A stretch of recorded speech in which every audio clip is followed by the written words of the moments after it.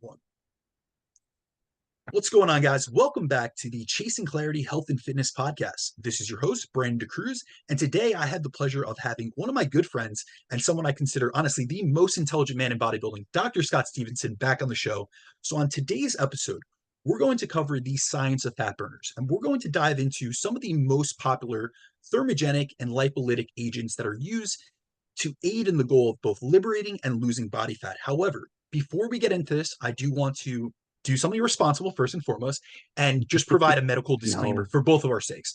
And sure. I just want everyone to realize that this podcast is simply for information, education, and entertainment purposes only. So the use of information on this podcast is at the user's own risk. The content of this podcast is not intended to be a substitute for professional medical advice, a diagnosis, or treatment. And honestly, guys, even if you go back to the first initial podcast that we did, and at this point, it's hundreds of episodes ago, my goal with the Chasing Mm. Clarity podcast since day one has been to bridge the gap between research and information and to empower others through education. And the goal of having Scott on, I specifically asked him, listen, we do these consultation calls all the time. Would you mind if I recorded one of them? I really want to dive into a topic that I'm passionate about, that I know you know an immense amount about, but I want to do it in a public format. And really, our goal of this today's episode in particular is to disseminate this information in both a responsible and an educational manner so that you guys understand how these lipolytic agents, these drugs, these compounds, they actually work and what application that they have. But we're not here to talk about dosages or protocols or things for you to do in your own day-to-day lives. These are decisions that you guys have to make on your own, or work with a qualified coach, professional, whatever it may be. However, I think what we'll really do is dispel some myths in terms of some of the mythology of fat burners, or even just some of the efficacy of some of these compound supplements and lipolytic agents. But first and foremost, Scott, before I ramble on too much, thank you for joining me, my man. It's always a pleasure to see you, and I appreciate you coming back on the show. Yeah, this should be fun. You're sort of running the roost here. You're leading the way. So Yeah, we it's swap easier roles than my today. consults. I gotta just sit back and toss a few nuggets into the conversation. So this is easy peasy for me.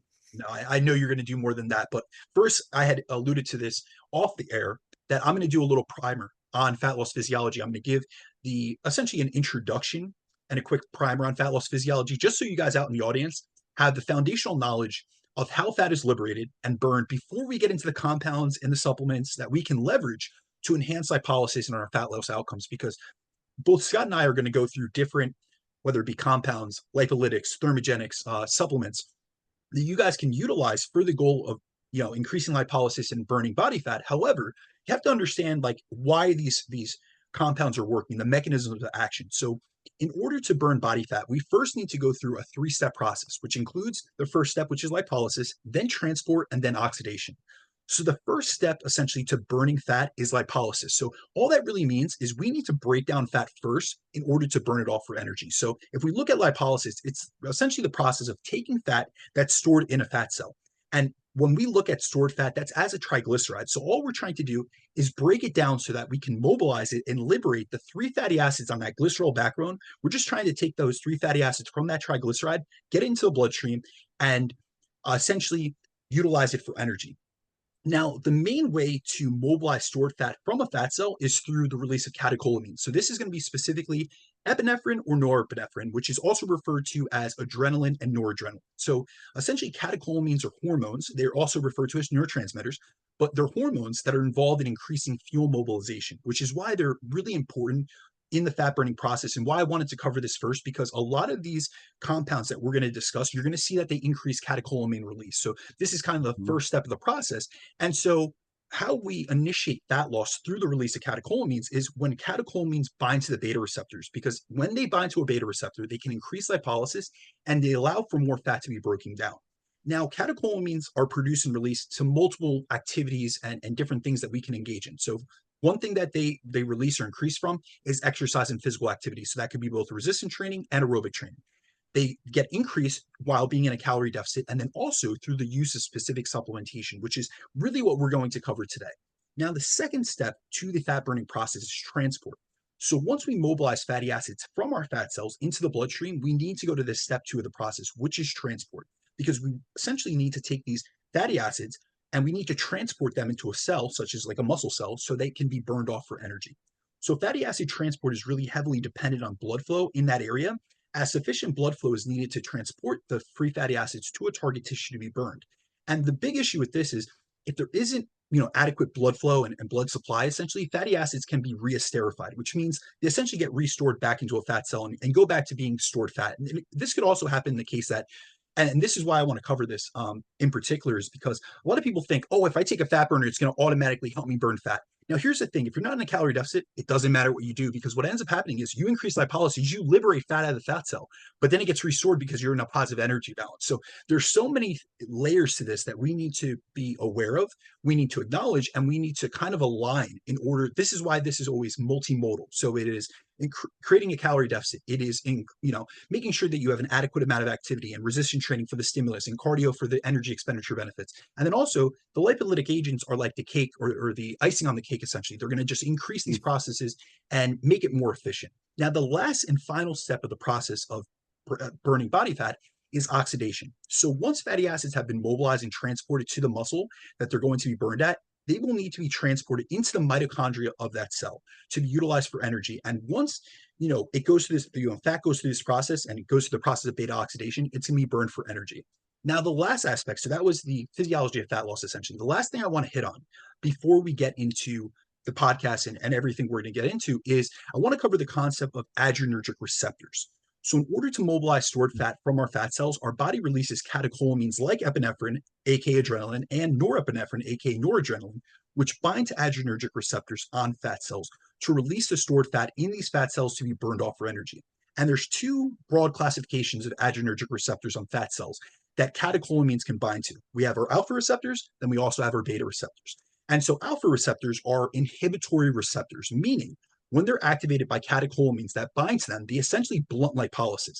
And they essentially, act to block our ability to mobilize fat out of our fat cells to be burned for energy. So in turn, these alpha receptors have anti-fat loss actions. And this is, I know, Scott, you often refer to this as the brake on fat loss. So, alpha receptors are the brake. They're putting a hold or blunting on lipolysis. And then we also have beta receptors, which are stimulatory receptors, meaning that when they're activated by catecholamines binding to them, they increase lipolysis and allow for fatty acids to be mobilized out of our fat cells so that we could burn them off for energy. So these beta receptors have pro-fat loss properties and can be thought of as like the accelerator of fat loss. So when we activate alpha receptors, it's like hitting the brake in our car. Whereas when we activate beta receptors, it's like hitting the gas pedal, where we're going to be burning more of that stored fuel. So that's a broad overview of what you guys really need to know before we really get deeper into this. But Scott, is there anything else or any other, say, preliminary information that you think we would need to cover before diving into the list of fat burners that we're going to cover today? Yeah, there's a couple things. It's interesting if someone goes in the research. I imagine you probably have some listeners who will do this, and you look, for instance, at ephedrine and some of the animal research. There is some work suggesting that you can keep the diet the same compared to a control group, and just the ephedrine will cause weight loss and fat loss. So without changing the diet, like that's the holy grail. You just take the magic pill and it just goes away.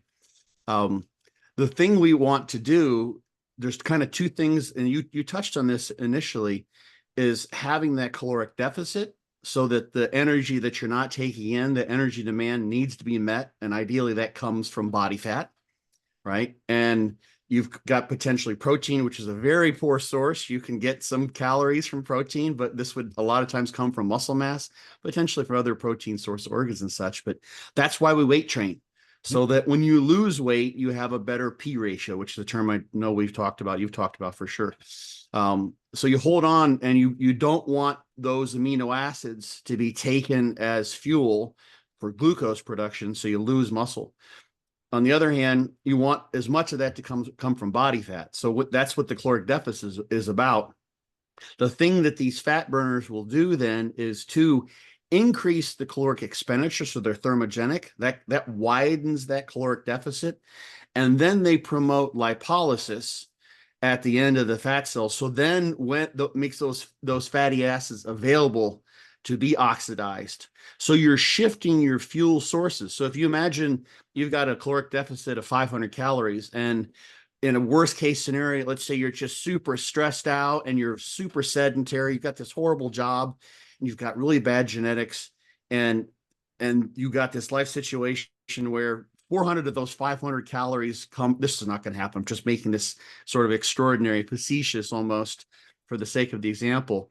Those 400 of those 500 calories come from cortisol-induced gluconeogenesis and a protein breakdown, and only 100 of those calories come from fat. Well, over the course of time, you can figure out when you lose X number of calories from skeletal muscle, that means a lot of skeletal muscle loss because skeletal muscle is so much water and not nearly as much fat. You would have a terrible P ratio. And that happens to some people. I've known people who've had really stressful situations. So there's two things that are coming from these fat burners. Is their increase in the caloric expenditure. That's the thermogenic effect. And then simultaneously liberating the fatty acids. So those can then be the primary fuel. So in an ideal situation, all of that caloric deficit is made up from fatty acids. And we'll talk about, I think, a little bit, the different mechanisms that are involved there that may help with that P ratio. For instance, clenbuterol even potentially being anabolic in humans. That's a good thing because we have a better P ratio than if we can hold on to more muscle mass, or even gain muscle mass, the holy grail, which can happen under certain circumstances without any fat burners. If you've got a really novel stimulus and you're coming from an untrained person, or you've got PEDs. Well, that's another topic for another podcast. But so yeah, I think those are the main things, is just to kind of have that grasp in mind. It's the caloric, that idea in mind. It's the caloric deficit coming as much as possible from fatty acids. And that's what the fat burners are going to do for us, ideally.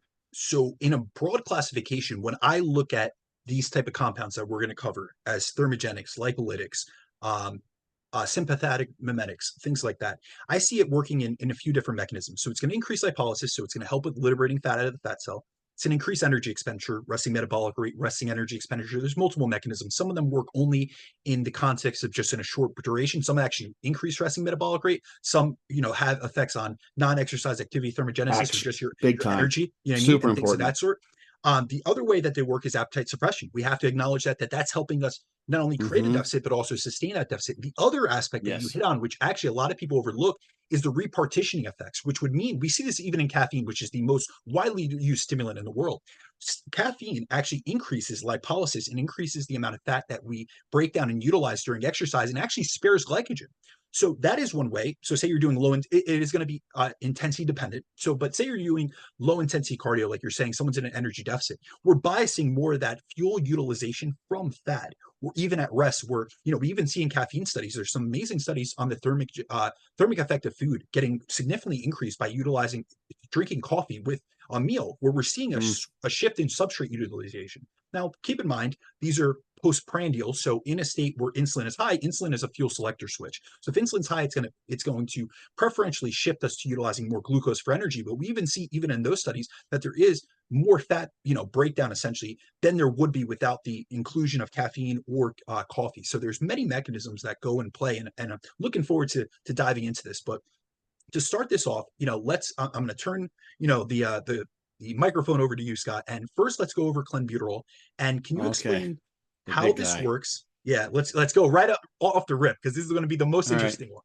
So can we go into how does clenbuterol work, and then what does it do, or how does it aid in the fat loss process?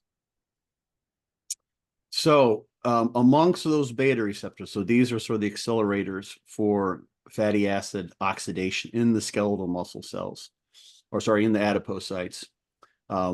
It's primarily a beta-1 selective agonist. So it goes right to, or sorry, a beta-2, which is thought to be the main, in terms of directly turning on lipolysis, the main adrenoceptor. We've got beta-1s, beta-2s, and beta-3s. And those play a role in, for instance, we're talking about SYNEPHRINE, play a role in uncoupling of thermogenesis in white fat and even brown fat. But clenbuterol goes directly to the beta-2 adrenoreceptor. So this is a pretty simple situation here. What has a thermogenic action, and also, this has been demonstrated in animal studies pretty significantly. I only know of a certain situation. We're not going to talk about doses where someone was taking massive amounts of clenbuterol. This is purely empirical observation. And this guy felt that it was having an anabolic effect for him. In that case, this individual was extreme in everything he did. Most people couldn't even tolerated probably the doses he was taking.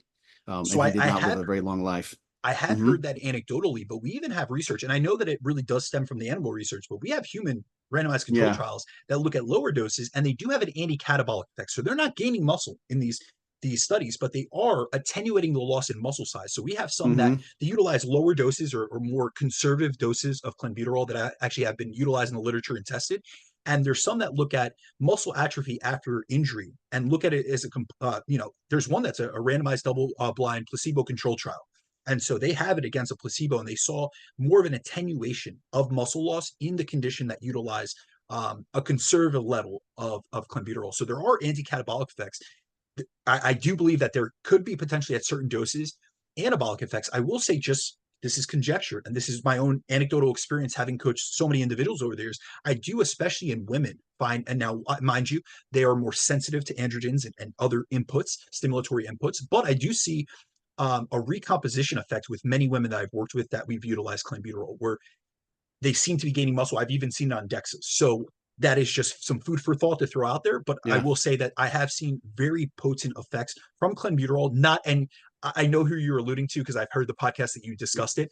It Yeah. was nowhere near that degree. But also, we Yeah. have to think about um, um so clenbuterol, just so the audience knows, it's micrograms that it's dosed in.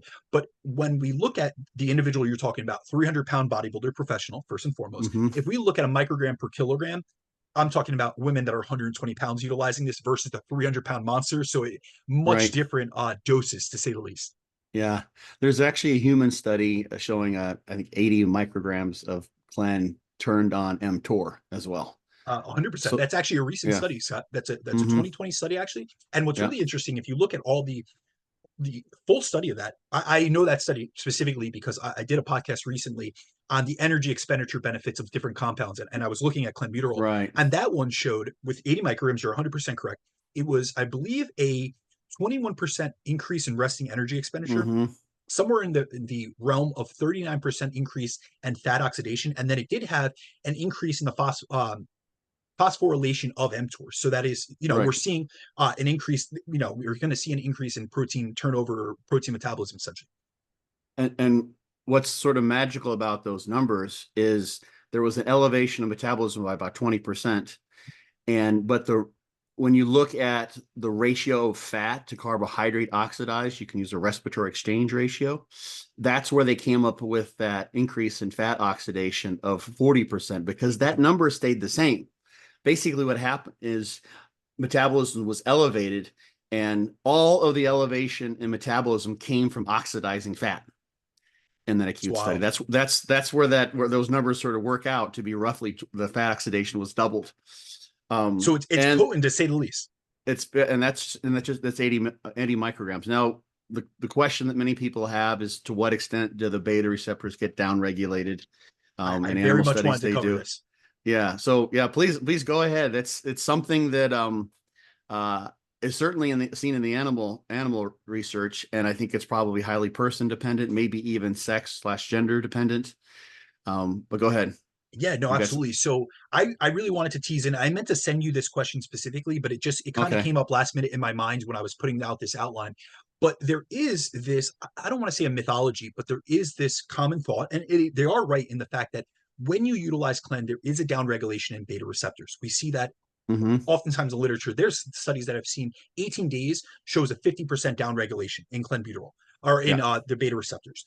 Mm-hmm. But in those same studies, if you actually look into it, and I know that you have, and I'm sure that you've dug into it, we actually see an increase in fat tissue blood flow with prolonged use of clenbuterol.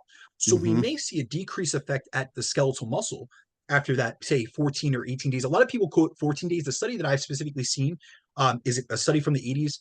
I believe it's a Rothwell, and they Mm-hmm. saw it 50% at 18 days, but they continued seeing effects on fat loss and thermogenesis with longer use. So yes, we may stop having like the um, kind of like this the stimulatory effects, like where you're feeling jittery and things of that sort. I think Right. those dissipate over time, and I could say that from experience, and then also with clientele. However, the fat loss benefits, I can't say from my own experience, and also in the literature, where there used to be this common thought process. A lot of prep coaches used to use like 2 weeks on, 2 weeks off, 2 weeks on, 2 weeks off. Honestly, Yeah. and in just my experience, and I will say this, and I've discussed this with many coaches over the years, utilizing clenbuterol over a longer time frame just consistently we have not seen a decrease in lipolysis throughout that process. So it's not like Yeah, the beta seems. receptors get that downregulated where we may stop seeing the stimulatory inputs. It's almost like getting adapted to caffeine. Like the same 200 milligram, two cups of coffee don't hit you the same way. But is it still having an increase in training performance? We actually see that in the literature in terms of caffeine use. Is it still having, in this specific instance with clenbuterol, are we still seeing an increase in lipolysis? Are we still seeing an increase in resting energy expenditure? I think we do.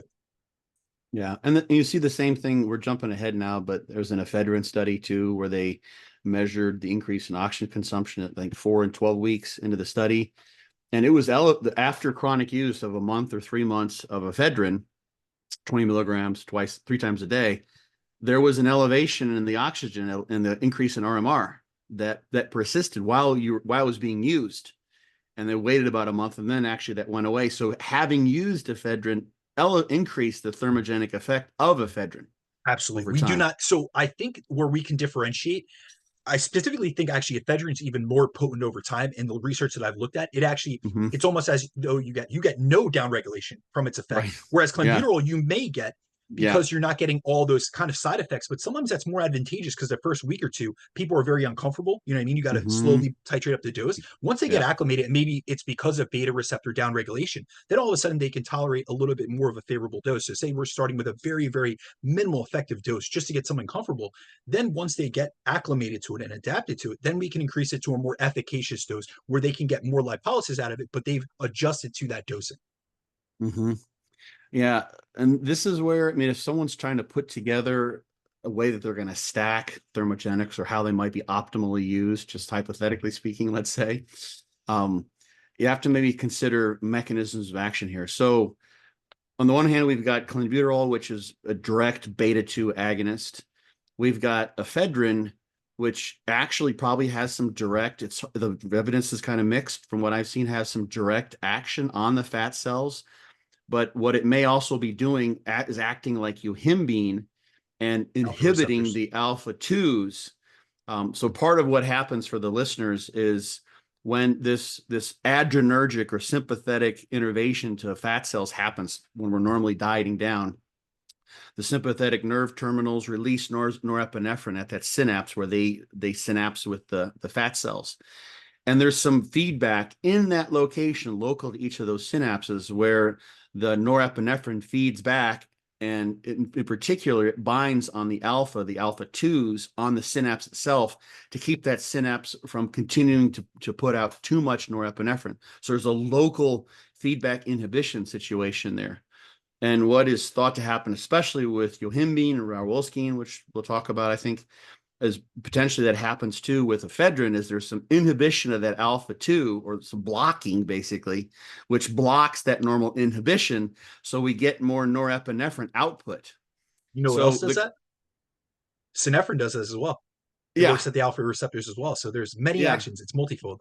yeah. Well, P-synephrine, not as much. M-synephrine for sure, but P-synephrine, yeah. I mean, I don't think you can buy M-synephrine in, It's not, it's not yeah, it's supposed not to FDA be, approved. yeah, okay, yeah, it's not, right. You can So get it, but P, yeah, you can't get it readily. yeah. So, octopamine might do that too. I'm not sure about octopamine, but yeah, you know these things. You've worked with all these and probably decided, ooh, which one do we want to use? How are we going to stack this? This is your expertise, right? I'll be honest So with you. Yeah. So I started in the supplement industry well over 10 years ago. I stayed in that industry for 10 years. So there was many times that we were able to use different isomers, essentially is what you're alluding to. yeah, M-synephrine, P-synephrine, bitter orange extract, things of that sort. mm-hmm. Um, and then early in my career, we're talking 2011 to 2013, it was like the Wild West. And I didn't work with companies like that. I actually worked in distribution, but we had many of the mainstream companies that at that time, we're talking about like the Wild West in terms of DMA was still around, DMHA, amp citrate, like all these different products and different ingredients that were utilized in fat burning ingredients. So a lot of times because ephedrine was already off the market in terms of being able to have it in over-the-counter supplement, it had already went behind the counter in terms of Broncaid or Primatine and things of that sort. Synephrine was like the next best thing working in that class of category. Yeah. So amongst all the things we'll talk about today, RAUWOLSCINE, synephrine, yohimbine, CLEN, ephedrine, thyroid at the end. Thyroid's kind of its own category, but CLEN is the most direct. I'm going right to the beta 2. activating that specifically, that's the mechanism. Whereas ephedrine's got some mixed actions, and yohimbine and RAUWOLSCINE are kind of buddies in that they're inhibiting that alpha 2 to help with an increase in norepinephrine. And then you see that they'll measure that in the blood, that norepinephrine leaks away from the synapse with the adipocyte, and then you see it in the bloodstream. Absolutely. So like during exercise, for instance, you got a ratio somewhere of around 3-to-1 epinephrine to norepinephrine, and that norepinephrine is coming from the synapse. The epinephrine is coming from the adrenals. The adrenaline is coming from the adrenals, and the noradrenaline is coming from the sympathetic nerve terminals, wherever they're acting in the body, and that's all over the place. So I think that's the basics of clenbuterol. Now, one more thing before we go off, because I'm going to cover ephedrine next, just so the audience has some background on ephedrine. This is honestly, ephedrine is my favorite fat loss agent, to be honest with you. So I'm going to go pretty in depth on this one. But with clenbuterol, one thing I did want to cover with you, and this is something that was a little bit more prominent a couple years ago, but it is something that I've been interested in. You brought this up to me again in our online discussions and stuff, was the use of a histamine receptor blocker like Ketofen, and this is where I'm going to give you a caveat on that. Can we also use something like an antihistamine like Benadryl? So first take it with Ketofen and then potentially Benadryl. Yeah, the Ketofen, just anecdotally, on paper it should be effective. Anecdotally, nil. Basically, people would take it. It would make them really sleepy. The positive there could be, as long as you're not negatively influencing the action of clenbuterol, in terms of lipolysis or thermogenesis, you've got the possibility to use, and this is where I think practically speaking it may be more valuable, as well as Benadryl. Antihistamines can have some potential dementia causing issues too if used long term. So that's something to look up in the literature. That's not a pretty effect. That's something that probably takes place. It's not like you're gonna, well, bodybuilding may do that to you in and of itself, but you're not going to become demented, in a matter of several months. I wouldn't expect, at least, of using an antihistamine. But if you're having trouble sleeping because of the CLEN, this is not a license to just use more CLEN and then try to knock yourself out with ketotifen or diphenhydramine, Benadryl. But I think it could probably help people sleep. Anecdotally, with all that, it's always, you see even combinations for sale with the two ingredients combined. Oh wow, I haven't seen that. That doesn't sound like a favorable effect. That sounds like an upper and a downer to me. Yeah, it's basically what it is. That's the cycle that you're going to get yourself into. You have an upper and a downer. Lord. Yeah, or if they're not in the same bottle, they're sold as a combo, like on discount, because people will use them in conjunction with one another. And that's old school. Haven't seen empirically, anecdotally, that you get all of a sudden the CLEN becomes super CLEN, right? And you have no down regulation. But that's the idea, is that the ketotifen, I've looked for diphenhydramine. Maybe you found something. I looked in the past. I didn't look just recently before this podcast that it would potentially act to prevent the beta receptor down regulation. No, the reason I asked it, to be honest with you, Scott, I was actually shocked when you brought up ketotifen to me in terms of just covering this, and then I realized, he wants to bust the myth that this probably might not have efficacy, and we don't have research behind it. And then I used to have a lot of interactions. I started in the contest prep realm, so I obviously worked with a lot of bodybuilders and stuff. A lot of people had issues sourcing ketotifen, and so they would always go, "We're looking at receptor actions, and it's obviously working at the histamine receptor." And so they would look at something similarly that they can get over the counter. And the next best thing was always diphenhydramine, which is Benadryl. And so I remember people utilizing that as well. And I thought the same thing as you did in terms of, are they just trying to offset the stimulatory effects of what they're taking? But I also thought about it twofold. I don't actually think about it from clenbuterol having an effect on actual sleep, because when you really think about it, most people will dose it once per day. It has a very long terminal half-life. I mean, that's like 34 to 36 hours. It's quite long. Most people will utilize it early in the morning. They're not going to have a very stimulatory effect, especially past the first 2 weeks of use, especially long-term. So say that you took it at 6 a.m. in the morning and you go to bed at 9 p.m. at night. Most people aren't going to have an effect from that. But what I do notice a lot of times is that these are and we could say this about bodybuilding, but I'll even say this in the general population. There's a lot of polypharmacy, which what I mean by that, and this doesn't always have to be just pharmaceuticals, but this could be stimulatory input. So we're going to talk about synergy, but a lot of times it's Hmm. CLEN plus caffeine, or it's ephedrine plus caffeine Yeah. plus aspirin, plus yohimbine. And a lot of times it's multiple times per day. And then what's become a lot more prominent, I don't know if you see it as much because I know that you have been very much in the bodybuilding world, but I work with more like executives, high level executives that run businesses. It's a lot of your Adderalls, it's a lot of your Ritalins, your Vyvanse. And so these are all stimulatory inputs. So they're taking these things, they're kind of like tired but wired at all times. So in my Yeah. mind, when I would hear people ask about this or just tell me, listen, I take Benadryl, or I would get a client consult for them and they had a history, I'd go through their background in terms of the pharmacology that they've used. And they always did a cutting cycle and had clenbuterol in there. But one thing that they always utilized in conjunction was Benadryl.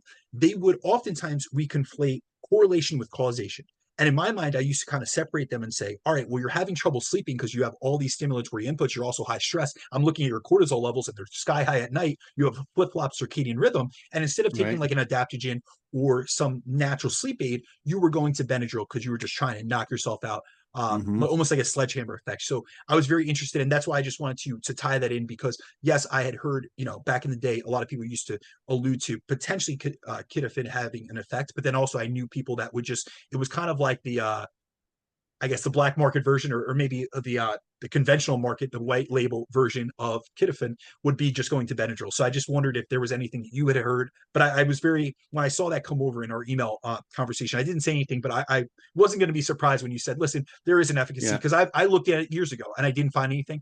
And I'm sure that if it had, especially because a lot of these things have become more to the light lately in terms of more research and more information about these things, Hmm. that would have been something someone like one of my mentors, a good friend of mine, Joe Jeffrey, would have alluded to or highlighted in some of his educational content. You would have done so. Some of the thought leaders in the space, and I hadn't seen anything. Yeah, I just it's a question I've gotten. It's a follow-up question that happens almost, I don't know, 50% of the time, probably whenever clenbuterols come up. So I figured I should preempt the question by addressing it right off the bat. Absolutely. So are All we right. on to are we on to the big dog, ephedrine? I'm gonna hit ephedrine, and then we're gonna Okay. keep going through the list. So Okay. next, we're gonna cover ephedrine, which personally, like I alluded to previously, is one of my favorite fat burning agents. So ephedrine, I actually got into this because I'm asthmatic, so it is a bronchodilator, so that's what it's clinically used for. But it Hmm. acts as a central nervous stimulant, which can increase fat loss in multiple ways. As ephedrine increases catecholamine production, which stimulates the beta adrenergic receptors, which helps increase lipolysis and the breakdown of fat. Now, ephedrine, like I said, it works in multiple vectors essentially. So it not only helps us burn more calories, but it also has a potent impact on suppressing appetite, which is Yeah. why I find this to be a very helpful tool during fat loss phases, as hunger is usually the number one roadblock I'll encounter with clients when I'm trying to get them leaner than they've been previously. Now, when we actually look at the even research backed or evidence informs effects of ephedrine, we see that it increases both resting energy expenditure and metabolic rate. So for example, one study found that using ephedrine increased resting metabolic rate by 7%, and another study found that when you combined ephedrine with caffeine, it led to an 8% increase in 24-hour energy expenditure. Now, another effect that I think that a lot of people don't realize, but this is something that would increase energy expenditure. So this is almost like a backdoor pathway to increasing calories burned, is that ephedrine has positive effects on our thyroid hormones as it promotes the Yeah. conversion of T4 into metabolically active T3. So essentially what we have in this state is we're going to have more active thyroid that can actually bind to the receptors and actually exert its action. So where the other aspect where ephedrine really shines in my opinion is on its effects on appetite suppression, which essentially it can help to reduce hunger and help us adhere to our diet better, which is really the key to effectively losing body fat. Because without maintaining a consistent calorie deficit, it doesn't matter what you take. You guys can take all of these on this list, but if you have not maintained and consistently adhered to a deficit, you're not going to lose a significant amount of body fat. And this is so significant that there's research that has actually looked at and teased apart the effects of ephedrine based on its increase in metabolic rate versus its appetite suppressing effects. So one study that's by Astrup actually found that caffeine and ephedrine helped to increase weight loss, and they found that this effect was 25% due to its metabolic rate increasing effects. The other 75% of the weight loss, when they extrapolated this out, Hmm. was due to its effects on reducing appetite and calorie intake. Now, another aspect of ephedrine that's advantageous is we don't see a downregulation in response to using it over longer time periods, like Scott, you were alluding to. If Right. anything, some research suggests that the response to ephedrine may improve over time with chronic use. So, for example, in one study, they found enhanced thermogenic responsiveness to chronic ephedrine use over 12 weeks, where participants continue to lose weight while using this compound over 3 months. So, really, when we look at this is a very unique fat burner in and of itself. And I've also found that with clients that ephedrine maintains its fat loss benefits over time. But what I've actually realized, and I know that there is certain aspects of the literature that highlights this, I actually see, initially when I put a client on ephedrine, sometimes I'll see an increase in blood pressure and heart rate and things of that sort. So Wow. we're seeing increase in sympathetic nervous system activation. But a lot of times they see that we get a reduction in those side effects over time, but they still get benefits from it. They still get the Mm-hmm. appetite suppression.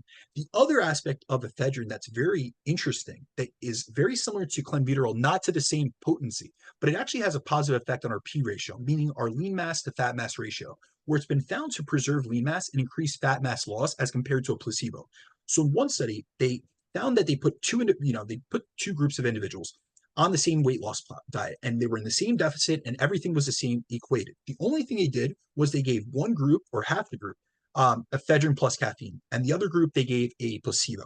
And when they looked at the outcomes of that, same calorie deficit, same everything equated, except for the usage of different supplementation, they found the same amount they found that the ephedrine plus caffeine group lost about 10 pounds more body fat and preserved 6 pounds more of fat-free mass. So Mm-hmm. this is where we have these potent synergistic effects. A lot of people aren't seeing all of this. A lot of times when we think about fat burners, people will just think, oh, they increase, energy expenditure. Or, sometimes they're looking, if we talk about something like a semaglutide or GLP-1 receptor agonist, which we're not going to cover on this podcast, but if we just Right. look at that in this isolated fashion, we really would say its potent effects on fat loss are through its inhibition of appetite.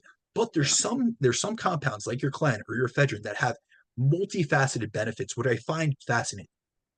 Yeah. The unfortunate thing that, and I think some of this was precipitated from, I remember in Texas, there was a particular case and there were multiple reports, FDA adverse events of people ODing, basically, or taking massive amounts of over-the-counter fat burners containing ephedrine or ephedra, the herb, which can be problematic because you can get a number of ephedra alkaloids in there. You're not getting the ephedrine Yes. compound that you want. So as of now, and correct me if I'm wrong, but as of now, you can get in most states, many states, you can get ephedrine, usually with an expectorant in there over the counter So at they've removed the expectorant now. So now oh you can get both okay, Broncaid and it used to be with Gustavithin or bronchitis. something. They took Broncaid is just the straight ephedrine hydrochloride, I guaifenesin. think, and then Okay, primatine is ephedrine sulfate, I believe. yeah, yeah. But One of them, it's standalone. the They also have guaifenesin primatine. is out now. They took that It out. is Okay, absolutely. so I almost have a problem with that, knowing that now, because from what I understand, that made sense. Of course, potentially it wouldn't fit everyone's situation, but to some degree, from what I understood, that was to prevent the easier conversion of ephedrine as the base for producing meth, because that's why they limit the extent to which people can buy ephedrine, is so that it's only for personal use, and you're not stocking it up so that you can make meth in your kitchen sink. And now without the guaifenesin in there, I think it makes that process easier. I'm no expert on that, but anyway, Yeah, I so think we're out of our wheelhouse in that one, Scott. yeah, I mean, I just, because I paid attention to this, this is why I mentioned this in my Be Your Own Bodybuilding Coach book. I mentioned ephedrine. It's not over the counter for fat loss. Mhm. It's not available for that particular purpose. We're talking about it. Although we've got this wonderful body of literature, which has looked at side effects and adverse effects, and relatively speaking, especially because what we're figuring out now with the GLP-1 agonists, Wegovy, it's done really, really well compared to what we're seeing now, especially if you're watching what's coming over the presses. So that's just an important caveat, is that you can get it, but it's not supposed to be used for fat loss. And that's just kind of a potentially, I think it's an unfortunate effect of probably politics cetera, et cetera. So 100%. But when I really yeah, think about it, and I have to, because I work with clients internationally, it's actually, and I'm just going to yeah, say from my own experience, and I've had many consultations on this, it's actually easier for them to get reliable ephedrine because it's going to be pharmaceutically produced. They're just going to go hmm, behind the counter and show their license. And there is a limit, but most people aren't going to be taking past what that limit is. And so yeah, if you're utilizing a clinically effective dose, which is it's not a problem. 2 to 3 times per day, you're going to get more than a month's supply with the amount that you're allowed per state. And I know this because I've Yeah. done it many times myself. Oh yeah. That's the first Yep. thing. Second of all, you're going to be getting pharmaceutically made ephedrine, whether it be Bronchade or Primatene. Whereas if we're going clenbuterol and we're going to research market, a lot of times we don't know the actual potency of those tablets. And that is where we have a higher predisposition towards overdosing. And even worse, when you're going the research chemical route, which was a lot of people do, where they get the liquid and they don't know how to dispense that or even dose it. And that's where I think that there's more problematic reports. I think because clenbuterol, essentially we haven't really utilized that in as a clinical beta 2 drug since like the 70s. It's been, Right. essentially they have terbutamine or, other beta 2 antagonists that they Albuterol or utilize. whatever. Right. Exactly. Albuterol is another one. I think that a lot of people kind of highlight on ephedrine. And I come from the supplement industry, so I remember when ephedrine was still around and it was very prominent. And then they had a couple Hmm. cases where people use astronomical doses. So we even see in the medical Yeah. literature that you can utilize. And I'm not. This is not my suggestion, so please, I heed caution with this. But up to 200 milligrams per day is actually shown to be safe, technically in Yeah. research. And so most people, if we look at the clinical dose, it's 25 milligrams 2 to 3 times per day. So it's 50 to 75 milligrams in the research studies combined with caffeine. So no one should even be getting close to 200 milligrams. But if you actually look at some of those case studies, it was in the 400 to 500 and above mark milligrams per day where people were actually having a tachycardia and things like that. Yeah. And yeah, and it'll be either 20 or 25 milligrams, depending whether you're ephedrine hydrochloride or sulfate.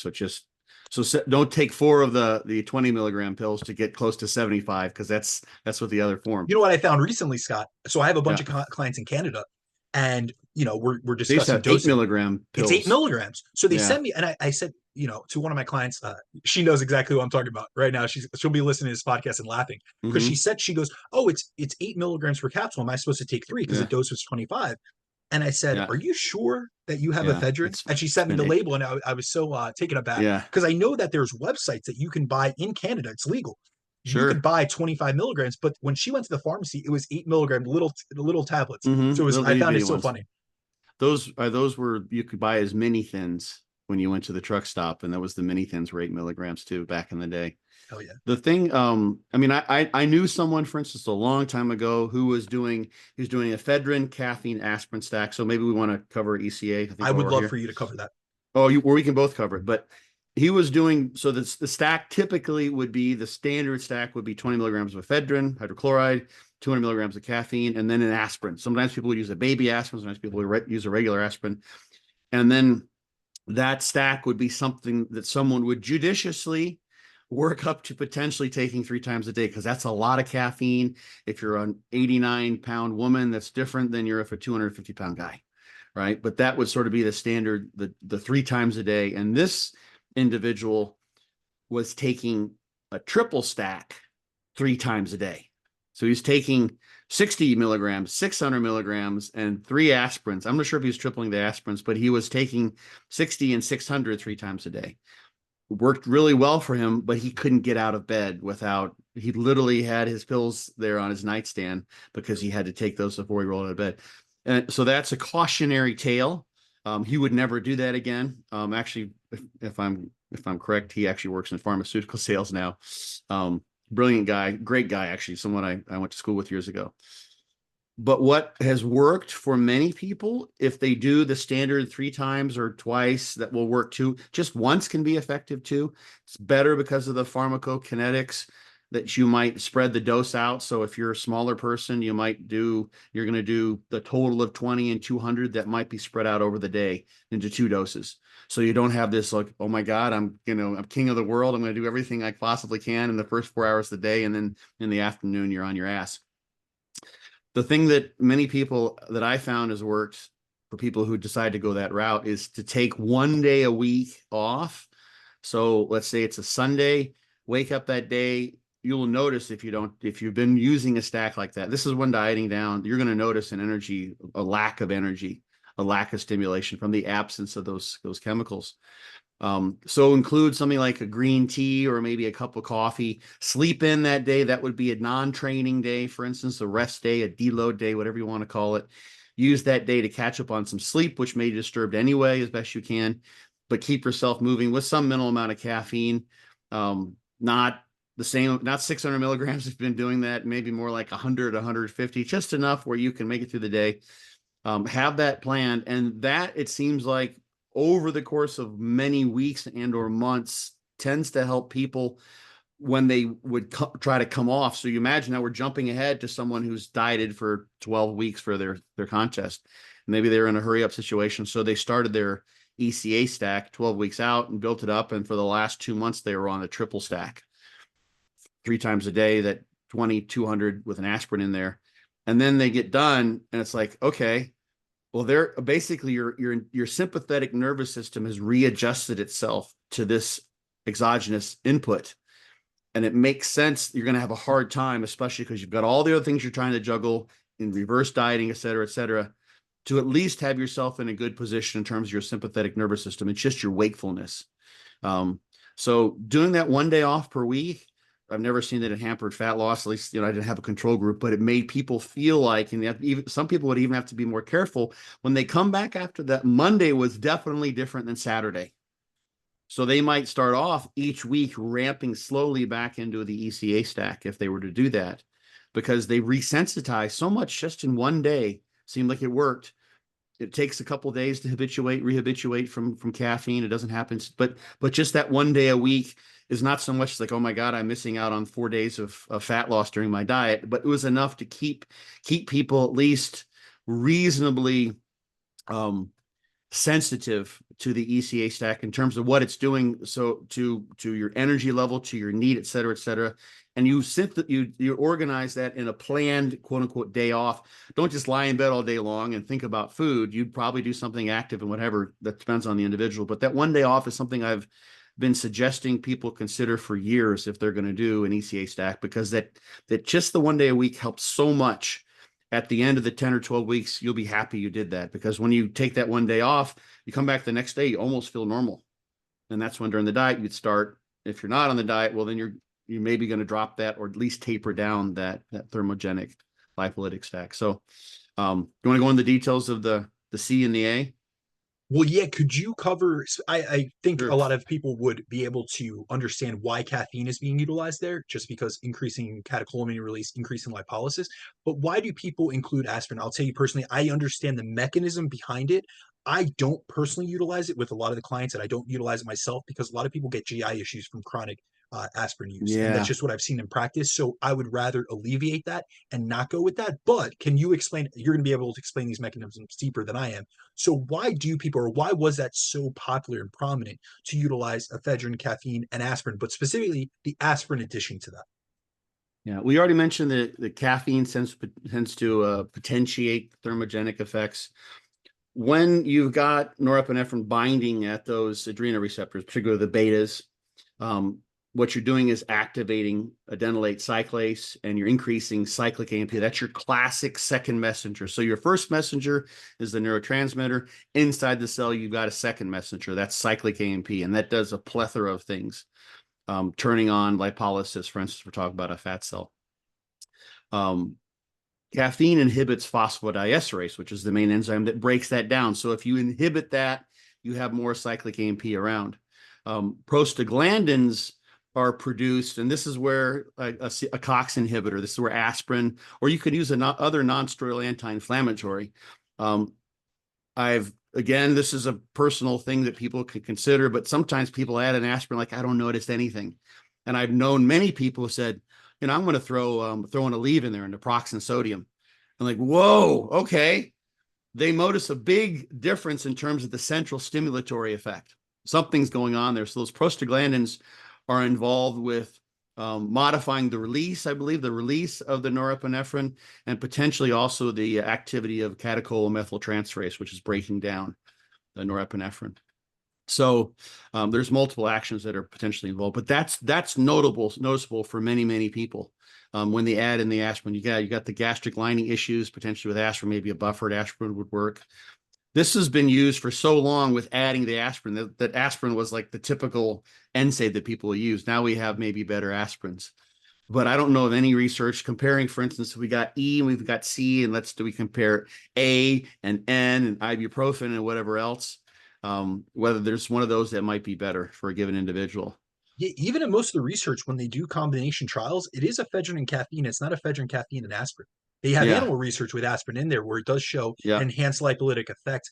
And that was shown. I know there's a mechanism study that looked at animals, and I want to say they found that when they utilize ephedrine versus ephedrine, caffeine, and aspirin, or maybe it was ephedrine versus ephedrine and just aspirin, they saw that there was an increase in adrenaline release from that combination. And so that would just increase catecholamine release, increase lipolysis, increase even essentially the downstream effects of beta oxidation.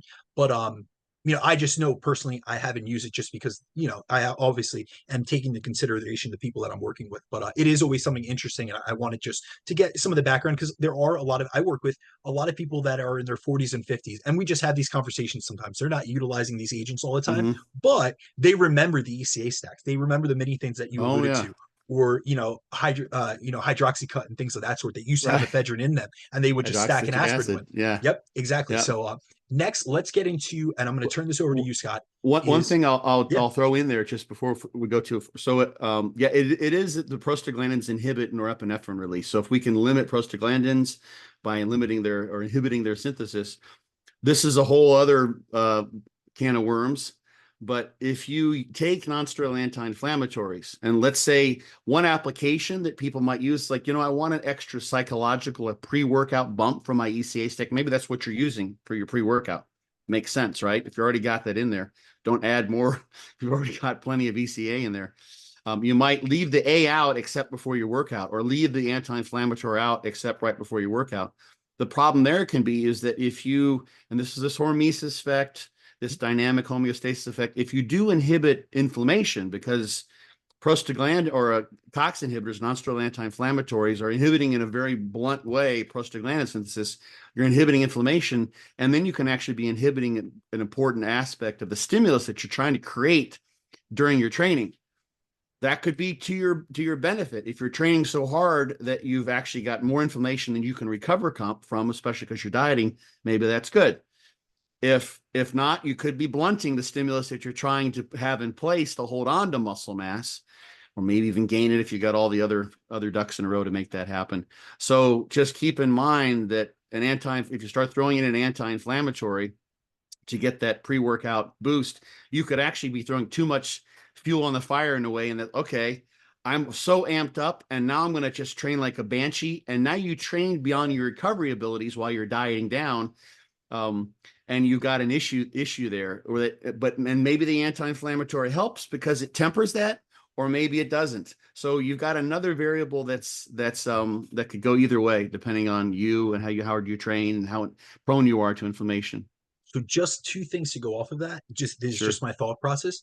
Yeah. First, and I'm just going to talk about the clientele I know our audience is that most people here are just they're not going to be you're used to high level bodybuilders that are killing themselves in the gym. A lot of these individuals that I work with, they're lifestyle clients, so they train hard, but it's not like they're burying themselves. Like they're really trying to maximize the time that they have in the gym. So it actually would be adding in an NSAID or a COX inhibitor would actually probably diminish the hypertrophic effect they get from their training because they would limit that Yeah. inflammatory response and that cascade that we need for the muscle remodeling process. So first thing, guys, if you are thinking about this, you're it's probably not applicable to you in terms of taking. I would honestly never suggest an NSAID for the demographic that I work with prior to exercise first. Second of all, we got to think about also, and I think about this really with was the second comment that you made. If you're getting such a stimulatory effect, so one of the advantages I would say about adding aspirin to the EC stack or ECA stack is that it's going to increase essentially the potency of that stack. Yeah. But we know that there is essentially like a stimulatory response curve, essentially, which there's something in the literature that it's called, I believe it's the York-Stottson's curve. It's like how much arousal can get. There's an arousal curve. And sometimes, Yeah. The a little bit inverted of U. arousal is great. It's an inverted U 100%. You get too aroused. It's like, and I want to allude this to the audience or explain this. If you guys have ever taken a pre-workout and you guys are used to taking C4, whatever it may be, and it's 200 milligrams caffeine, or you just use a caffeine tablet, and then all of a sudden you decide to have like rocket fuel one day and you do like, a big time pre-workout or a bang energy drink, and it's just something you're not used to. And you feel that this stimulant, you thought in your mind, this stimulant should really enhance my performance. I should have a great lift in the gym. But you get into the gym, you're antsy, you're nervous, you're anxious. And so you have so much arousal that it actually diminishes your performance. We see that actually cognitively a lot of times that people will utilize. And that's why if we look at like some performances, people use beta blockers, not beta antagonists like we're discussing. They use beta blockers to actually decrease their arousal so they're more in the zone. But I think a lot of times, and I've actually had a lot of conversations with clients where they were like, oh, I upped my pre-workout and I haven't been feeling well. My training sessions haven't been going as well. I haven't been able to, hit PRs on my top sets. And then I'm asking them just different things like, are you seeing that you're having cardiometabolic fatigue or you're out of breath, even when utilizing the same weight, the same reps? Or are you feeling yourself or getting anxious or out of breath? And is this due to the fact that you were taking something that was of a much lesser dose? Like how much of an increase did you make? I actually put on my programs actually a limit on caffeine based on that individual. And it's usually on a milligram per kilogram basis. But I'm doing the calculations and sometimes they go way overshoot. So I'll give you a perfect example. I won't name the product, but I have a client that for his body weight, 200 milligrams of caffeine and the time that he trains and everything, I've suggested between 150 to around 225 milligrams caffeine.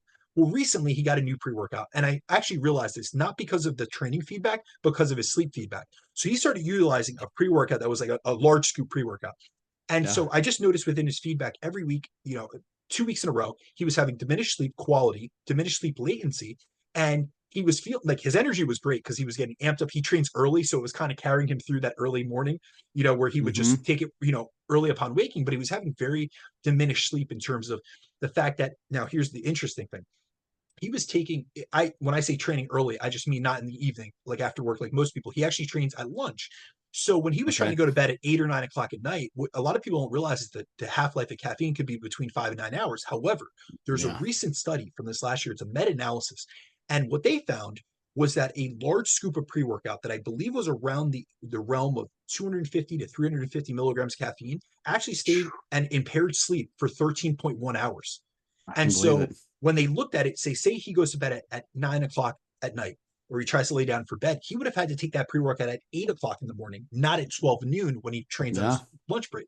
So I told him, I said, listen, we're going to have to cut this back because of the dose that you're taking. It's staying in your system so long. They also found that even just a cup of coffee, which on their average was 100 to 125 milligrams, impaired sleep up to 8.8 hours. So a lot of times we're looking at these, and now mind you, I know you know about this, Scott, like CYP1A metabolism and like different caffeine metabolites or metabolisms, but they just, this was the average, was what they found was 8.8 hours for a cup of coffee and then 13.1 hours for a very high stim pre-workout. And so these are just little things that in conversations, we have the research, which is always very helpful, but also you have to have conversations with individuals. And it's like, listen, if you're seeing that this is actually having inhibitory effects to your performance, you're getting too amped up, like let's pull it back. I would rather you go in focused and in a good like cognitive state and aroused state, but not so aroused that you're anxious, than to take like this massive pre-workout that you see advertised or that someone at the supplement store sold you, and then actually have an inhibitory effect or a diminished effect on your performance, and then also just your subjective well-being. Yeah. A couple thoughts there. One of the things that I like to have my clients do, or I suggest people do, is auto-regulate their training as best they possibly can. So one part of, for instance, dieting down, which is the situation where people are using their fat burners, is sometimes the struggle becomes, I just need to be able to try to maintain my logbook performance. I need to make sure I'm doing enough. My energy levels are waning. But you also need to be able to auto-regulate appropriately too. So if you are masking your fatigue with a pre-workout that makes you feel great no matter what you do when you go in there. So maybe you start off and initially that large dose has got you stimulated beyond which you can actually focus and perform well. And now you end up in this, if you're take this person, this didn't happen. It sounds like you cut it off past, and then over several weeks, he gets so run down that now that same monster pre-workout actually has him in maybe a more ideal level of CNS stimulation. But he's so run down, he's able to do things in the gym he never will be able to do without that in his system. So then he runs himself down even more and he gets into this vicious cycle because he's not able to appropriately auto-regulate. So pre-workouts disable your to some degree, they bypass your normal ability to auto-regulate based on your fatigue. Either before the session, when you go in, it's like, okay, well, today might be one of those days where I'm going to have to train, knock an exercise out and just try to get through this, hopefully match performance. And you won't know to do that if you've got something sort of band-aiding your level of fatigue. And the other thing is, and I know this is, we can talk about this in terms of yohimbine. It's a classic example of variations in metabolism, and I've also seen it in myself with teacrine, which we won't talk about, but that's an ingredient people come across. And I found an example in the literature too of one individual who's a complete outlier in terms of teacrine. I had the same situation with, I took 100 milligrams of teacrine at noon for like a 1 o'clock workout. And I was absolutely, utterly wide awake until 8 o'clock in the next morning. I was happy. I was like, I felt great. It had this nice mood elevating effect, which it's known for. And about 5 o'clock, I'm thinking, well, this is nice and dandy. I feel good here. I've been kind of productive, but I'm going to feel awful. I need to be able to go to sleep.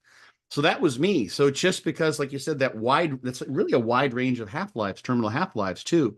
But there's so much variability there that and especially with these fat burners, for instance, yohimbine gets metabolized to hydroxyohimbine, and that has potentially more potent effects. So there's metabolites that can be effective too, and those metabolites are a function of your individual genetics, and a lot of this has been mapped out. Probably could go and dig and dig and dig, and I've done a little bit of that, but don't be surprised if someone takes this like, wow, I had a friend who could take yohimbine large doses right before she went to bed and didn't, but it worked for her. She'd I never actually know taken it people that before. have done the same. Yeah, and caffeine, people can do it with caffeine, right? And even CLEN, I know people who they just like, oh, I'm going to just take half my dose and I might as well spread it out. I'm like, well, the half-life's really long. It's like, why not? Because many people will take CLEN and they notice a surge of energy for the first hour or so, and then it does taper off. So you see that if you look, your blood levels may very well would probably reflect that. So even though we've got this extremely long half-life, there is variation. So that's just something to see what's on paper, see what the averages are, and then but consider yourself as like you could very well be an outlier. So don't throw that out just because some scientific study says this is how you should be. Pay attention to how you are responding to these things. Absolutely. So yeah. You already led me into it. So I'm going to cover Okay. yohimbine, and then I'm going to turn it over to you for RAUWOLSCINE. All But right. I'm going to cover yohimbine just because this is actually one of the most common fat loss agents that I use with many of my clients, especially those who struggle with stubborn body fat, and many of the women that I coach. I find this to be highly effective in women, and I work with a very large percentage of women at this point. So yohimbine is an over-the-counter supplement that acts as an alpha-2 receptor antagonist.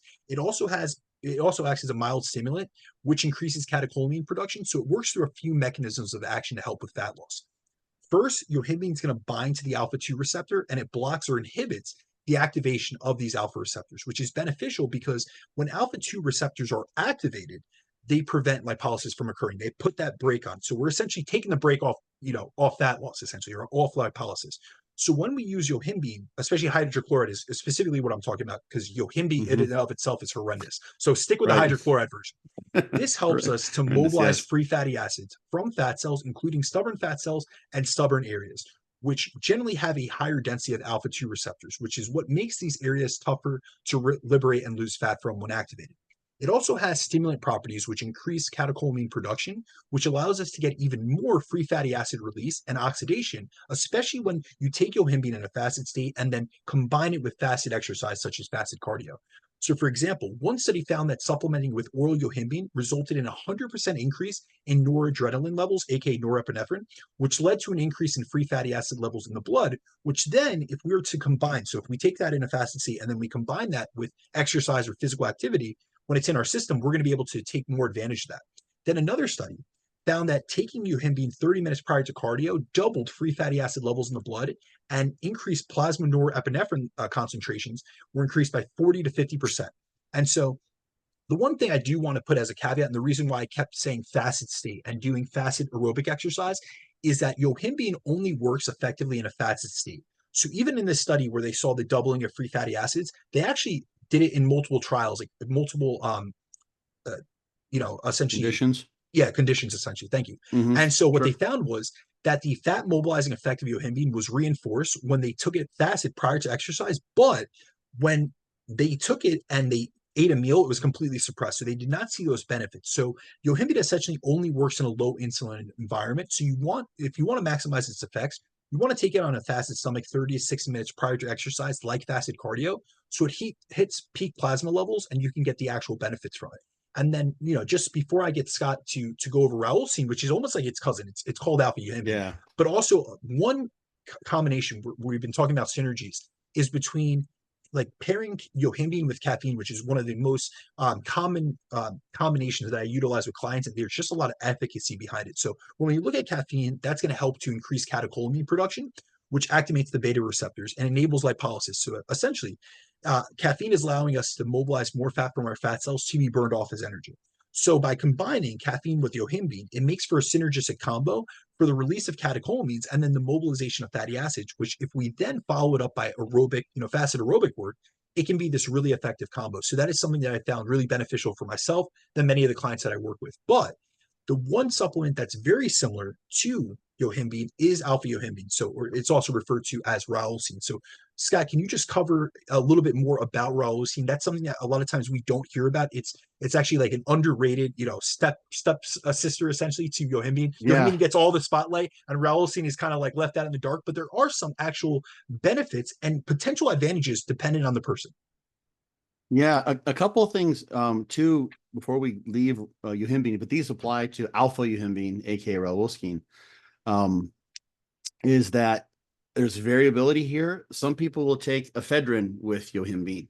Mhm. That's a nice combination too, because ephedrine probably has these direct actions on the fat cell adrenoreceptors, but also does the same thing that yohimbine does, and it blocks the alpha 2 receptors and potentiates noradrenaline release. So that noradrenaline release that we see with greater fat oxidation or that we see with greater free fatty acid levels, that's indicative of those free fatty acids that come out of the fat cells and they're floating around and they're ready to be oxidized during exercise.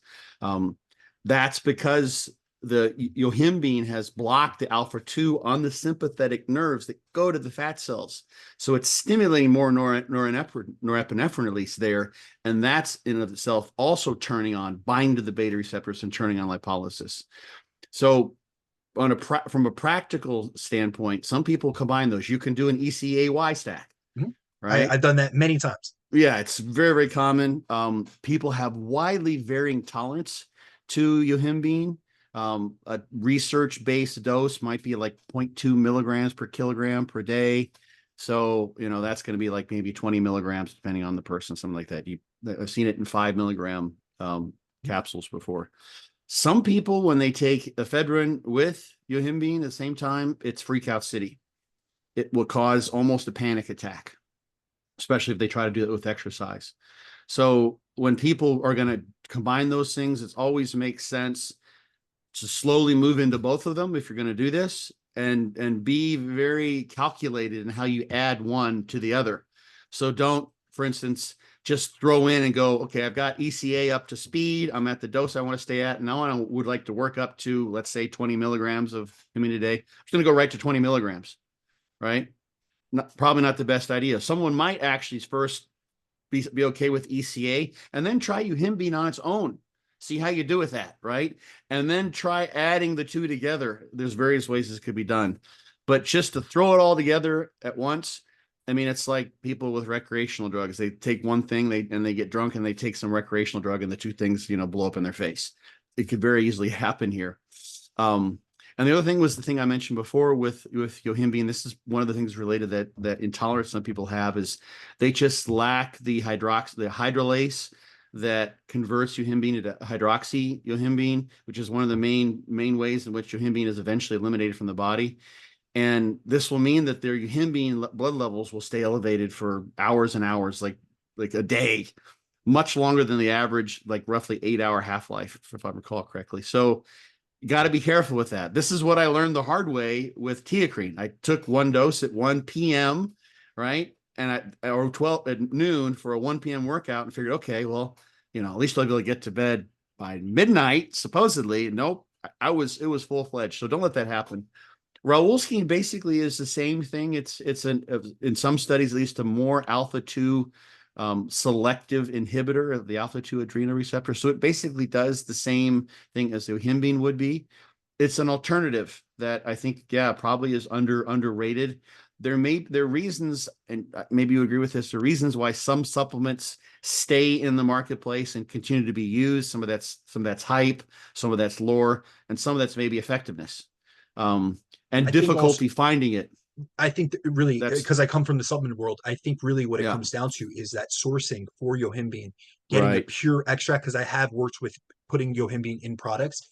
Getting rauwolscine and actually getting a high potency extract is much more difficult, and it's much more Yeah, cost prohibitive. So yeah, that's why you often see in a product, whether it be a fat burner or even if you look at just the commodity items. So a lot of brands will have a yohimbine hydrochloride in 2.5 to 5 milligram tabs. You will not see many brands that will have a rauwolscine. So that's no, just where they differentiate. And that's why I think that rauwolscine or alpha yohimbine has been underutilized for a long time, because of the sourcing issues. It's also a lot less sourcing it. common, and also a lot of people aren't even aware of its action. So I do have certain clients that have had a sensitivity yohimbine. I've switched them to alpha yohimbine. It's Mm-hmm. been very hard to get, first and foremost. I've made sure that Mm-hmm. I have to find the actual link and send it to them, so I make sure it's efficacious. But it is advantageous in that specific person's circumstance. It is more it is more expensive even for the consumer, so they're going to pay much more for a standard dose of rauwolscine as compared to yohimbine, which is readily Right. available, very cheap. There's a lot of evidence-based supplement brands that actually sell yohimbine hydrochloride, whereas the other ladder, you really have to dig and really know people in terms of, I know people that run companies or own companies. I know where to find third-party lab testing, things of that sort. Mm-hmm. But I do think that it's a tool in our toolbox, and it's also a card in my back pocket. Like, listen, you can't use yohimbine, but you suffer from stubborn body fat, and it's hard for you to liberate this. So we can either Mm-hmm. really, really get you down into the deficit and really, really try to push us, which we're going to have to anyway, or we could try to use a stubborn fat loss strategy that includes something that's going to bind to the alpha 2 receptors. And in your case, you cannot use yohimbine, but I can get you to use alpha yohimbine, and Yeah. it serves the same purpose. I had a client once who just wanted to play with those things, and this was a female. She was okay with yohimbine, but she wanted to try RAUWOLSCINE. And at the time, I could only find two brands where it was just RAUWOLSCINE. And she took one, and she noticed it. It felt a little different than yohimbine, but it seemed like there was something in there. Yohimbine has some unusual, sometimes you get cold sweats, and some people feel really bad on it. That may take a while to go away. And so she had similar side effects. And from the other RAUWOLSCINE, Zippo, nothing. Who knows what it was? Maybe it was bunk. Maybe it was the real stuff. Who knows? Maybe the other stuff was just yohimbine, and she just, was imagining whatever differences were there. So that's why maybe taking something in isolation, if you got someone like Brandon on your side, then you've got a good chance of getting something that's legit. But those, and the thing that I think that can be one of the things that's important there, um, is looking specifically at that mechanism of inhibiting the alpha 2s at the fat cell, and basically taking your foot off the brake for lipolysis in the fat cells. Is there's variation in the relative proportion of accelerators for lipolysis, the betas, and the fat cell lipolysis breaks, the alphas and the alpha 2 and specifically. And that is one thing. Lipoprotein lipase is involved with that. Hormones have an effect. Actually, hormones have an effect on the upregulation, estrogen in particular, of the alpha 2s. It So does. And that, actually, I wanted to actually bring this up with you. okay. If you look in the literature, we do see, and there are people that just say this and they throw out these numbers and stuff. But really, if you actually look at the literature, women have much more of a predisposition, especially towards stubborn body fat in terms of gynoid fat. That's just their fat distribution pattern. But we actually Mhm. see them having a higher density, a greater density of alpha receptors, not only in those Right. areas, but in totality. Yeah. Women carry higher body fat, just generally speaking. Um, and men sometimes they'll have a higher ratio compared to other subcutaneous areas of alpha 2s to betas in the subcutaneous abdominal fat. So, and I've just noticed, it seems to be something in men. This is just purely anecdotal, that when men have difficult pec fat, So the equivalent to breast tissue, that yohimbine seems to help there. So that might be something, just like we see so much variability in pubertal gyno. Perhaps the same thing's playing a role there too, to some degree in fat deposition patterns. So for someone who has stubborn fat, and God, this was a woman once that I competed with many times when I was in Arizona, probably 3 or 4 times. And her upper body, she come on, female bodybuilder, her upper body was just shredded, just like, wow, impressive. Her lower body belonged to a different person. It was like, quote unquote, cellulite. It was like, it looks like, how can this possibly be? That was just her fat distribution. So if you're someone who maybe isn't that bad off, but you've got really difficult trouble areas, so to speak, yohimbine can be something that could potentially be effective for you. The research doesn't bear that out. From what I've seen, you don't see these studies saying, oh my gosh, like we're reversing gynoid fat deposition in women by adding that, but it's something that is potentially a tool in the toolkit. So this is where you're not going to get a whole lot of studies being done, because no one's dying of, having too much fat on their glutes. I think that's for really the where most part. we have to go back to the fact that when we're looking at a lot of research studies in terms of funding, that would not be an issue that someone has cosmetic fat or jiggly fat, or especially Stubborn, not visceral trying to get fat. to 4%.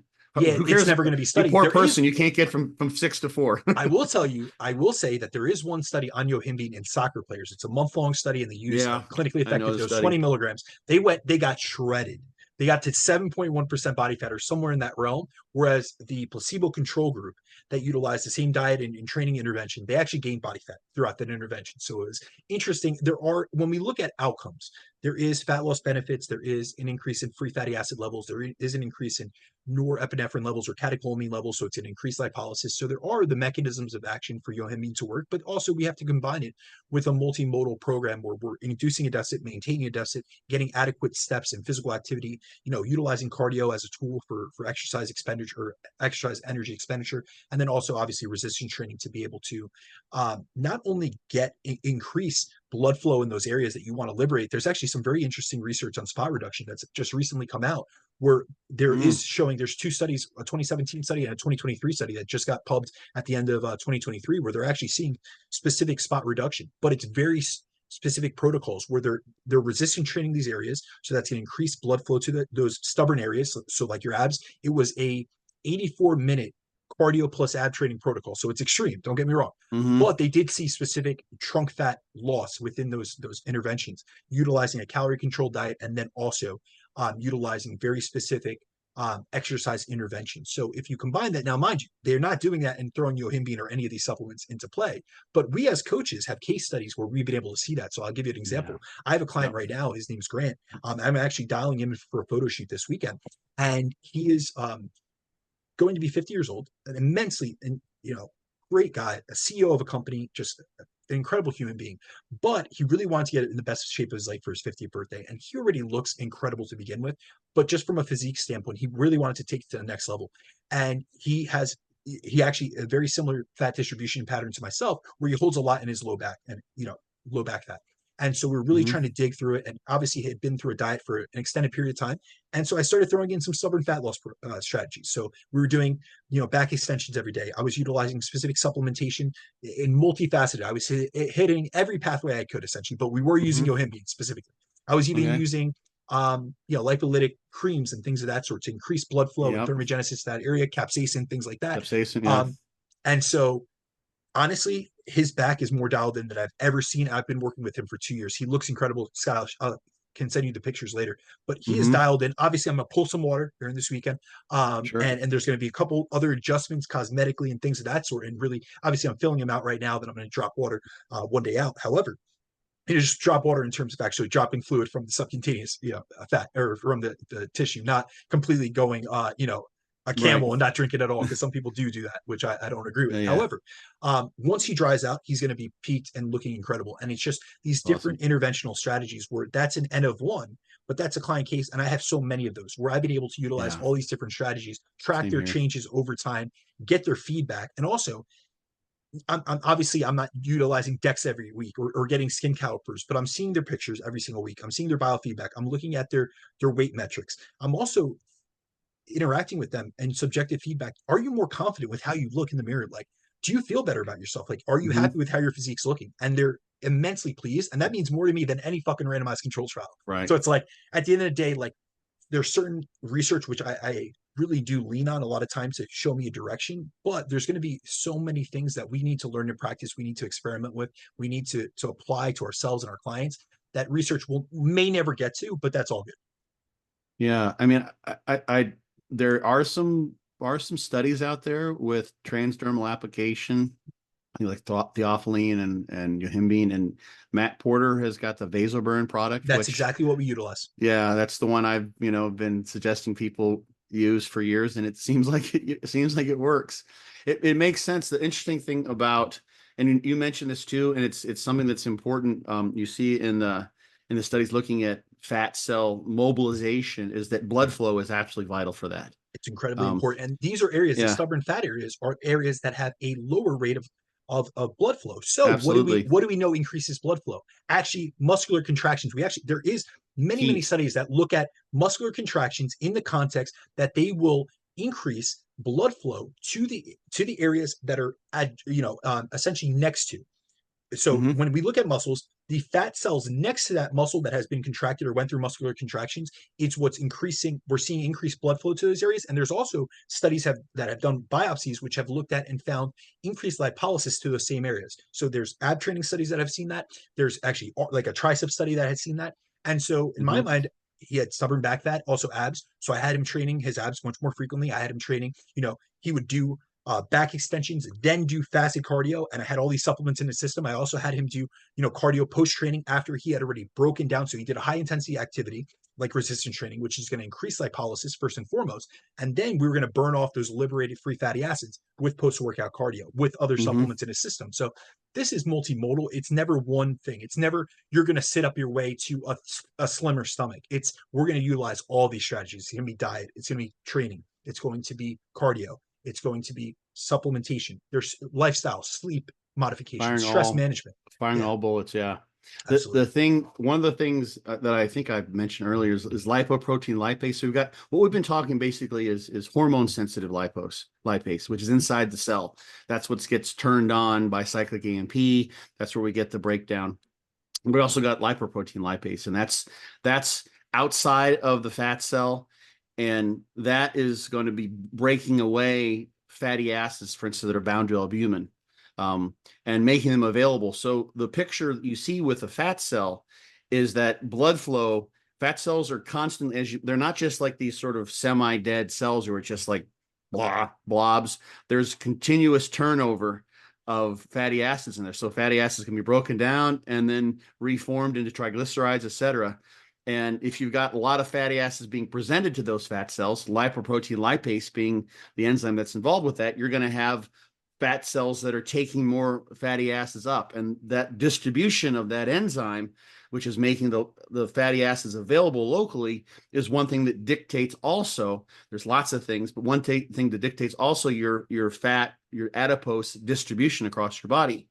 So um, that's important. And blood flow is then bringing those fatty acids to that, right? So or not, or carrying them away. So that's, the blood flow is important there. But the other thing that's very important is that if we have some adrenaline working, or we've taken, for instance, a fat burner that is supposed to be then going to those fat cells, it's being delivered through the blood. So you have to have blood flow to make Yeah, that happen. increase Yeah. transport. And if we've got those fatty acids being released and potentially being reconverted, you have to have blood flow so that when there is lipolysis, those fatty acids can then be taken away because there's concentration gradients there. So if we've just got basically, if the highway is down, the blood flow is down, it doesn't matter how many fatty acids you're breaking down. It's like there's no one's picking them up because there's no semis coming by to grab them and carry them on to where they will be oxidized in the skeletal muscle, let's say when Exactly. you're exercising. So blood flow is important for this, and capsaicin, things that do that, and just getting delivery there, it certainly makes sense. There's other factors, and some people are just going to have a hard time with that. But you can do things when you start firing all cylinders. You can do things to make it happen the way you want to. So, um, Yeah, I think those things are, it's a shame that there's not more research on that. The big thing, of course, is that you do have to still have the caloric deficit. You can't do all 100%. these, yeah, right? You still got to have that in place. Otherwise, you're just shifting fat cells around, or sort of fatty acids around, which is not going to be what you want. Yeah, they're just getting reesterified essentially. Yeah, reesterification somewhere else, right? All right, Um, we got two more to go through, Scott. So we're gonna go okay, synephrine and then thyroid. Do you want to all take right. synephrine? Or you want me to take synephrine? Whatever you'd like. I got a few notes on here. If Yeah, you want, go for it. hit us with it. Okay, and you can do thyroid then. So what we haven't talked about so much is the beta 3 beta receptor. So this one is actually found in white fat cells and brown fat cells, which for the longest time, something we knew that we could find in animals, but it's thought humans don't really have these. One of the things that differentiates people who are lean and those who have more body fat is the presence in lean people or the absence in not so lean people of this brown fat. So beta 3 agonists do some of the same things. They increase cyclic AMP in the white adipocytes, and they also increase uncoupling protein. They'll do it in fat cells. They'll actually do it in skeletal muscle, at least of mice. So P-synephrine, and there's different isomers. It's the para isomer. This is the one that I think you can find for sale. Excellent. M-synephrine is maybe something you could get. You're gonna That have it. has the It's gonna be labeled as bitter orange extract, and then it will have yeah. it's standardized for P-synephrine. Standardized for epinephrine, or you can at least at one point in time, maybe not anymore, you could buy epinephrine just by itself. I don't know if that's the case anymore. So interestingly enough, sometimes the test of time does make a difference, but in Chinese medicine, bitter orange or citrus aurantium or chen pi is the name of the Chinese herb. So peel of various types of oranges have been used for what in Chinese medicine is called a damp accumulation, which just means body fat. So it's been used basically as a fat burner in Chinese medicine for years and years. There's different actions attributed to that, but basically they've known there's something in orange peel, mandarin orange peel. There's various and there's various amounts that, and this is where a good herbalist will have cultivated the chen pi from the correct spot that probably then would have the highest amount of synephrine in it to have the most effect. But it's been used for thousands of years as a Chinese herb.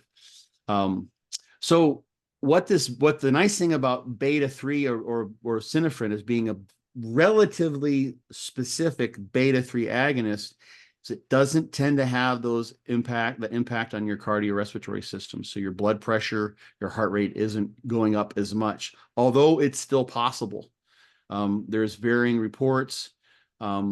Also, I found a couple papers sort of looking into this. There's one study one review that was sort of fear-mongering a good bit, and there's reason to be concerned about P-synephrine, but most of the case reports of people having adverse events from taking fat burners with P-synephrine in it is when they had a whole bunch of other things in there, right? So standardization is important, and then knowing what other whatever components are in there. But basically, we have the possibility here with beta 3 agonist is an increase in metabolic rate that can be pretty substantial because you can turn on thermogenesis and potentially over the long haul increase these uncoupling proteins. So I don't know if we want to talk about this too much, but because then it brings up some of the other compounds that we're not going to go into. But your body does have the ability. So when we talk about a caloric deficit, we'll just take a step back. The caloric deficit can be had from more exercise, or it can be had from eating less, taking in less food, taking a thermogenic, and at a deeper biochemical level, making the cells less efficient at taking that food energy and making cellular energy out of it. So taking the energy in your carbohydrate or your fat and converting that into ATP, which is the cellular currency. So what beta 3 adrenergic receptor agonists can do is actually increase the level of uncoupling proteins, which uncouple that conversion process of taking food energy and making ATP. So it basically makes that food energy less energetically valuable. because the process has been made inefficient by an uncoupling protein. And you can look up uncouplers or couple supplements, one very famous one that people use, which we're not going to talk about. That's maybe a topic for another show. So the study that really is kind of, it's almost to some degree, this study, Stowe's et al. Paper, I do. It's almost, amazing. it's I like, love the breakdown of the three components because you just see a linear dose response essentially as you yeah, add things to synephrine. So go into it. yeah. So they added, it was a 50 milligram dose of P-synephrine. And let me see here, I'll find this graph. And they added to that two compounds that are actually can be found that are found in Bitter orange. Chen-P or citrus aurantium, one being naringin and the other one being hesperidin. So these alkaloids, you have to be careful. These alkaloids are also involved with inhibiting P450 enzymes. But what they're doing then is probably increasing the half-life of the P-synephrine so it can be more active. So compared to a placebo group, they measured 75 minutes after a dose in a fasted situation. And the placebo group actually, and this is interesting, but they had over that 75-minute, I read this study a couple of times. It's the way they're not extraordinarily explicit as to where they came up with these caloric expenditure numbers. But over those 75 minutes, the placebo group had a reduction in caloric expenditure of 30 calories, I guess, compared to a baseline. This wasn't explicit. Tell me if you understood this better than I did. I did When it. they get The one thing that really stood out. So I didn't, and honestly, I kind of overlooked that. Like I saw that there was a decrease in energy expenditure, but I really looked at, I said, maybe that was like a measurement error. But then I looked at now what was in line. So if we look at the three different energy expenditures that they measured, when we look at the single dose of 50 milligrams by itself of synephrine, we see that it increased basal metabolic rate by about 65 calories for those 75 minutes. Then you add it was 35 over the baseline, but 65 compared to the placebo. That's in the interesting comparison to thing. placebo. Right. Which went down. Yeah, absolutely. But then when we look at when you add different things, so I believe when they add naringin to the P-synephrine, that resulted in a 129 calorie increase in RMR relative to placebo group. And then when they added the 100 milligrams of hesperidin to the 50 milligrams of P-synephrine and also the naringin, then we saw an increase in resting metabolic rate of 183 calories as compared to placebo group. So even if, say, like those 30 calories under were off, even if we took 30 calories off of each of those measurements, which I'm not saying we could directly do that. Obviously, we'd have to look at the statistics and rerun these numbers. We still see almost a linear dose response that as absorption kinetics of P-synephrine increase with the same dose of 50 milligrams. As we add things that are synergistic to it, we see a relative increase in resting metabolic rate. And that's a pretty tremendous, if we consider 153 or 123 calories over 75 minutes over what the baseline resting metabolic rate would be. And then we were to extend that, maybe multiple doses every 75 minutes, let's say, you would have 3,000 or more calories being expended over the course of extra. You would basically double your metabolic rate, which I kind of doubt is going to be possible just because the thermic effects would be just so tremendous. You'd just overheat. You'd send yourself to the hospital. So I don't doubt that there is some thermogenic effect that can be magnified by adding naringin and hesperidin to P-synephrine. And synephrine did a pretty good job anyway. Just if you're getting extra 50 calories over 75 minutes, and let's say that extends out and it's more like for each dose, you get 75 calories and you could get 225 calories a day from taking three doses. That's half of your caloric deficit if you're going with the standard 500 or so a day. That's not bad. Or you could eat, so you would have a 500 calorie caloric deficit, and then add 250. So that, mathematically won't always work out this way, but that might mean instead of 7 pounds of fat lost over a period of time, you might have more like 10, which helps, which is nice. That shaves 3 weeks off of your contest diet if you got to lose 10 pounds to get in contest shape, let's say. Or maybe you're able to stave off the metabolic slowing that might occur because of an actual metabolic rate that's being reduced, and a reduction in meat over the course of a diet. So there's something to say for the PHYSIOLOGY, and then adding the naringin hesperidine. The problem could be there is interaction with whatever else is in your supplement pharmacological soup, where you could possibly be changing the metabolism of other things with the naringin. And Just people can look up Scott, those interactions. Yeah. yeah, just so the audience understands what we're trying to allude to with the naringin and the hesperidin. This is essentially the same phenomenon we would see with grapefruit extract or grapefruit juice, correct? Where Right. it will increase the metabolism of certain, pharmaceuticals. It could be medication, birth control, anabolics, oral anabolics, things like that. Yeah. And so we could see an increase, but with that, if we're increasing the absorption kinetics of these drugs, it could also increase the potential side effects of them. So, say the liver toxicity or hepatotoxicity of these drugs could be increased. So, Mm-hmm. it's not that this would specifically impact, it would just because of PHYSIOLOGY, but we always have to consider the entire person, Yeah. everything that they're utilizing. So, for instance, on my intake forms, I'm looking through someone's medication history or what they're utilizing currently. Are you on birth control? Are you utilizing an SSRI? Like, there's even little things like, for instance, one intervention that I really like to utilize to suppress appetite without stimulants is 5-HTP for its impacts on Mm-hmm. serotonin production. But if someone is on an SSRI, I can't utilize it. So I always have to have that information on their file. Most Right. people, most coaches don't understand that. They would just throw things, they kind of take a shotgun approach Yeah. instead of a Mm-hmm. sniper approach. So it's understanding these counteractions, it's understanding these potential inhibitory or actions upon each other, and how one thing, it's a Mm-hmm. domino effect, one thing can affect the other. You really, if you are going to suggest these things, like you guys have seen, we've been on the podcast 100 an hour and 40 minutes, and we're just getting through five, we're going to get through our sixth right after this, but Yeah. we've gotten through five compounds, and that's because this is so in depth, and these are type of conversations that Scott and I could have for hours. Like, we're trying to compress it for the sake of this podcast, but it's trying to get you guys to have more of a critical thinking mindset when taking something and realizing, hey, there's a lot of benefits, but also sometimes when we hear some of these claims, a lot of people aren't going to go in depth like Scott just did, where he says, listen, we see these, most people will just say, oh, it increases resting metabolic rate. They're only going to take that 183 calorie mark because that's the most Right. significant, that's the highest. Whereas we're saying, listen, yes, that is significant. We are going to acknowledge that. However, the two compounds that were utilized to enhance that thermogenic effect on resting metabolic rate potentially could cause issues downstream in other things that you're taking. They So can interact absolutely. tremendously. So Yeah. take this with heed and with caution, and realize that you have to be very informed consumer, and then also an informed supplement user, essentially. Yeah. And the interesting thing here too, I don't remember how they explained this, but so they were adding 600 milligrams of naringin. That gave a nice boost to the metabolic effect of the SYNEPHRINE.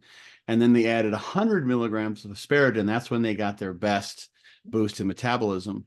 When they took 1,000 milligrams of hesperidine, the metabolic effect was pretty much undone completely of even having the naringin in there. So that highest dose of hesperidine did something which counteracted the metabolic boost that came from the naringin plus the hesperidine. So more is not better. So there's interactions here, and what happens there, what was happening there, I don't know. I have to go back and read the paper to see what exactly they had said. So yeah, super important. But it's funny. SYNEPHRINE, it seems like it's one. Maybe you have some insider insights as to why it hasn't become more popular. It doesn't give you a buzz. It doesn't like, oh, I'm not flying like you would be on ephedrine It doesn't or have the even caffeine. stimulatory actions, to be It honest, really that a doesn't, because lot it of hits the beta 3s absolutely. primarily. So Yeah. a lot of people are looking, and this is the unfortunate circumstance. So a lot of times when I actually will program fat loss supplements for a client, I'm utilizing single compounds in isolation, adding them in one by one, the scientific method, essentially. I like adding things in Right. isolation, seeing their effects. But this is never one that I add in that someone says, oh, I feel, a great effect. Sometimes they'll Mm. feel just a little bit more focus, or sometimes it's a little bit of an inhibition on their appetite. Even that's very, very mild. This is not a potent in terms of actually feeling something. And a lot of people, they're more about what they're feeling rather than the actual effects. It's really hard for them to, I guess, tease apart these things. It's almost kind of like the same. And if we look at pharmacology, a lot of people judge the efficacy or say the potency of their drugs by the side effects they get. It's like, oh, I Sure. got water retention, or carpal tunnel my fingers, so I got good growth hormone. It's like, Hmm. should you really be judging it by that? I don't believe so personally, but to each his own. However, a lot of times with stimulants, when people think in the category of stimulants, they want to be wired. And a lot of times, some of the best stimulants, it's about utilizing them in conjunction with one another. So yes, we utilize caffeine as the base of a stimulatory input, and then maybe a yohimbine to block those alpha receptors, and then an ephedrine, which is really going to have, honestly, when it comes down to appetite suppression, that's going to be the best stimulant that we're usually going to utilize. But then something with a synephrine, it doesn't have any pop. So if you took it by itself, sometimes when I add that in isolation with clients, they don't really notice anything. But I know that it's Yeah. working on the background, and I know that when I've utilized it, so I will tell you, I never produced in any of the supplement companies I worked for a singular P-synephrine product. We utilize it within the context of a fat burner. So oftentimes Hmm. it was caffeine based. Then we would have some type of, whether it be a nootropic compound, we'd utilize something like an L-tyrosine, a high dose of L-tyrosine. So we're going to get some dopamine production, Hmm. and that's also going to increase catecholamine production. We were going to utilize, so now you get the actual uplifting effects of that dopamine, secretion Right. essentially. We were going to Right. utilize something like a EGCG, which some people, don't utilize, but that does have some potent effects in terms of fat loss and lipolytic actions. And Hmm. it's non-stimulatory. So if you had a good extract, say a 50% EGCG extract from green tea extract, you can get some synergistic benefits. Then we would put like a piece in ephedrine, but it was never like that was the thing. Wasn't the big hitter. No. But you know what? When we And that, put it in there, yeah. a lot of times those were better selling products, because when it came down to not what it did in one singular dose, what did that product do for you in 30 days if you adhered to a Hmm. diet, if you stayed consistent? When you added that in, and that was the only thing, you swapped out your last fat burner with a more, because I worked at evidence-based supplement companies, so everything was clinically dosed. So epinephrine was always at 50 milligrams, sometimes even 60 milligrams, to be honest with you. It was never Hmm. underdosed. So we would see when people utilize it once or twice a day, they did get better benefits. They did report, and now mind you, it was a multi-component product. It was transparent labeling, all efficacious doses. So it was multifactorial. It was never just epinephrine doing these things, but it was products that we got a lot of good feedback on. Yeah. And if you're thinking strategies and you're using something one thing at a time, we've got nighttime protein. Maybe P-synephrine would be a nighttime fat burner for some people who would put that in there, potentially as to target those beta threes and not have sleep issues that come from it. Or maybe someone who in a situation like that previous client you mentioned, who was just flying as high as a kite still, at late at night and With his having pre-workout, problems. yeah. Yeah. Temper that down a little bit and say, but what we're gonna do is make sure. And placebo effects are about expectancies, and they can come from what you sense yourself. It's like, oh my God, this stuff has to work. I feel amazing. Or we'll just mention L-carnitine. Some people say, oh, when I take L-carnitine, I just start sweating bullets. I always sweat when I train.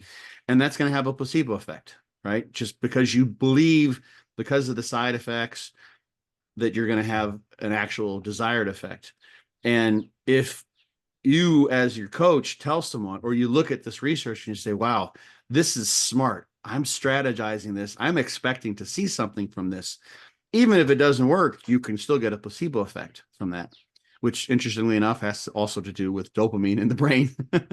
um, so that's another interesting topic. But I think that's all. Let me see if I have anything else interesting about synephrine. It's one that I would love to see some long-term studies on, like combining with these bioflavonoids, the hesperidin and the naringin, but it just hasn't, in isolation, right? But it hasn't been done. So that I know of, at least. It's So not. that leaves us with thyroid hormone. I think you're going to take that one. All right. So when we look at thyroid hormone in general, we know that this is going to be the master controller of our metabolic rate. So thyroid in general, as a classification of hormones, is very involved in energy expenditure and metabolic functions, and even things like as far as like generating heat and body temperature regulation. We also Mm-hmm. see that thyroid is even involved in like our sensitivity to catecholamines. So it is going to be involved in the lipolytic process. So the process of liberating and mobilizing fatty acids. But really what we see is that when we're in dieting conditions, really when we look at thyroid production, energy availability and thyroid production are very closely linked. So when you're in a deficit, so this is where we're utilizing these fat burning compounds in the context of a deficit to liberate and lose body fat. And so when you're in a deficit, you're in a period of low energy availability. We see that we see a temporary and transient downregulation in thyroid hormones, and that happens multifactorially. So we see both that, total production can go down, but also the conversion. And, this is something that's par for the course of fat loss. So, as energy availability goes down, as losing body fat, is a process and you have to maintain a calorie deficit, you're burning more calories than you're consuming and you're getting to lower body fat levels. You're lowering this energy availability. And so decreased thyroid production is essentially just a natural metabolic adaptation induced from diet, because Mhm. that's going to help our body conserve energy and downregulate energy expenditure. So it's even from like an energy efficiency perspective, we're seeing thyroid get downregulated. So really, when we look at True. thyroid, there's two forms of thyroid. We have T4, which is essentially our inactive form of thyroid, and then we have our T3, which is our active or metabolically active form of thyroid, which really binds and exerts these actions. Now, we could see downregulations or decreases in both of those thyroid hormones, essentially. So there's multiple reasons that this can happen. So I think that it's important to cover that it's not just the energy deficit. It could be many things. So we see stress can really decrease the conversion of T4 to T3, especially with elevated cortisol, because it can block some of the receptor actions. Mhm. We see dieting in and of itself. Nutrient deficiencies are huge in terms of actually not having the substrates available to even produce these thyroid hormones, and then also have the conversion process. So what Triiodothyronine. 100%. So Yeah. let's get into it. Iodine. So Yeah. we need to look at nutrient gaps in the diet first and foremost. So before we actually dive into potential thyroid replacement, I always go food first approach. That's just my background. I'm nutritionist first and foremost, but I really try to look at the glaring weaknesses, because I always tell my clients we're trying to induce a calorie deficit, not a micronutrient deficit. So there's common micronutrients that most honestly are deficient in. I run, an analysis on everyone's diet when they first come to me, and so many of individuals are deficient in many of these. I mean, many micronutrients in general, but especially first and foremost, like you just alluded to, iodine, which is an important cofactor in thyroid conversion. And so this is something that I will have a lot of individuals just utilize an iodized table salt, just to backfill those levels. I want at least 150 micrograms per day. Another thing is selenium, which is another important cofactor. I personally, so I have a supplement list that I utilize with clients. I want 200 micrograms per day, and I know that the two multivitamins that I recommend already hit that minimum. So I'm actually just getting everything knocked out with that multivitamin, and I actually utilize that multivitamin specifically because it has an efficacious dose of zinc as well, which is needed for the conversion of T4 Mhm. to metabolically active T3, and that also helps with thyroid antibodies. So when it comes down to the micronutrients that you want, we need to look at selenium, iodine, zinc, and then also tyrosine, which most people aren't deficient in if you're maintaining a high protein diet. But these are all the cofactors that are involved in the synthesis and conversion of thyroid hormone. Now, when it comes down to it, I'm going to be transparent on this podcast. I've never discussed this, but I was diagnosed with hypothyroidism a few years ago, and I suffered Ah. many undue side effects. And I think, I don't want to say I was gaslighted by the medical industry, but they saw I was lean, healthy, had very good blood work besides my Mm. thyroid markers, that they kind of just brushed it under the rug. My doctor did not want to take anything but TSH. Eventually, we got a T4 and I was lab low. And I kept trying to go for a free T3 and a free T4. He didn't want to look at any free levels in the blood. And there's many issues with that. However, I eventually kept going and getting my own independent lab testing, which is very difficult to do in Jersey because we can't just go to like an online I know practitioner. this. And Yeah. so I had to jump through some hoops. I had to pretend that I lived in another state. And let's maybe I shouldn't have said that on the internet, but I was going to find You that's when you're any means. staying with me down here in Florida, right? I think I that's was, when, yeah, yeah, yeah, I that did was come it. down there. Yeah, so which I did come in 2020. So There you go. Okay. I have proof. I have pictures down there. But I was suffering with a lot of symptoms, and I've never spoken about this on a podcast, but I think that my interest in this, metabolic adaptation, all these things, is because many times we speak about things we've either encountered with ourselves or with clients and we've had to work through. So I was constantly feeling tired. I was starting to gain weight and not a calorie intake. I'm super dialed in. I count every single thing I had for 14, Mhm. 15 years at this point. I was the one thing, and I'll be very vulnerable in this state. I was losing an immense amount of hair to the point that it was stressing me out. I was just seeing lumps of hair come out. I was having Wow. digestive issues. The one thing that really tripped me off was the first lab test that I got that should have been indicated that I was low. My TSH was slightly elevated, but it wasn't like astronomical where it would have been really indicating an issue initially. But my cholesterol values were really skewed. So my LDL was quite Mm. high as compared to usual, and my total cholesterol and even my triglycerides. I've always been someone that has like 40 and under triglycerides. Like I've always had pristine metabolic health, and those were just some signs that I saw.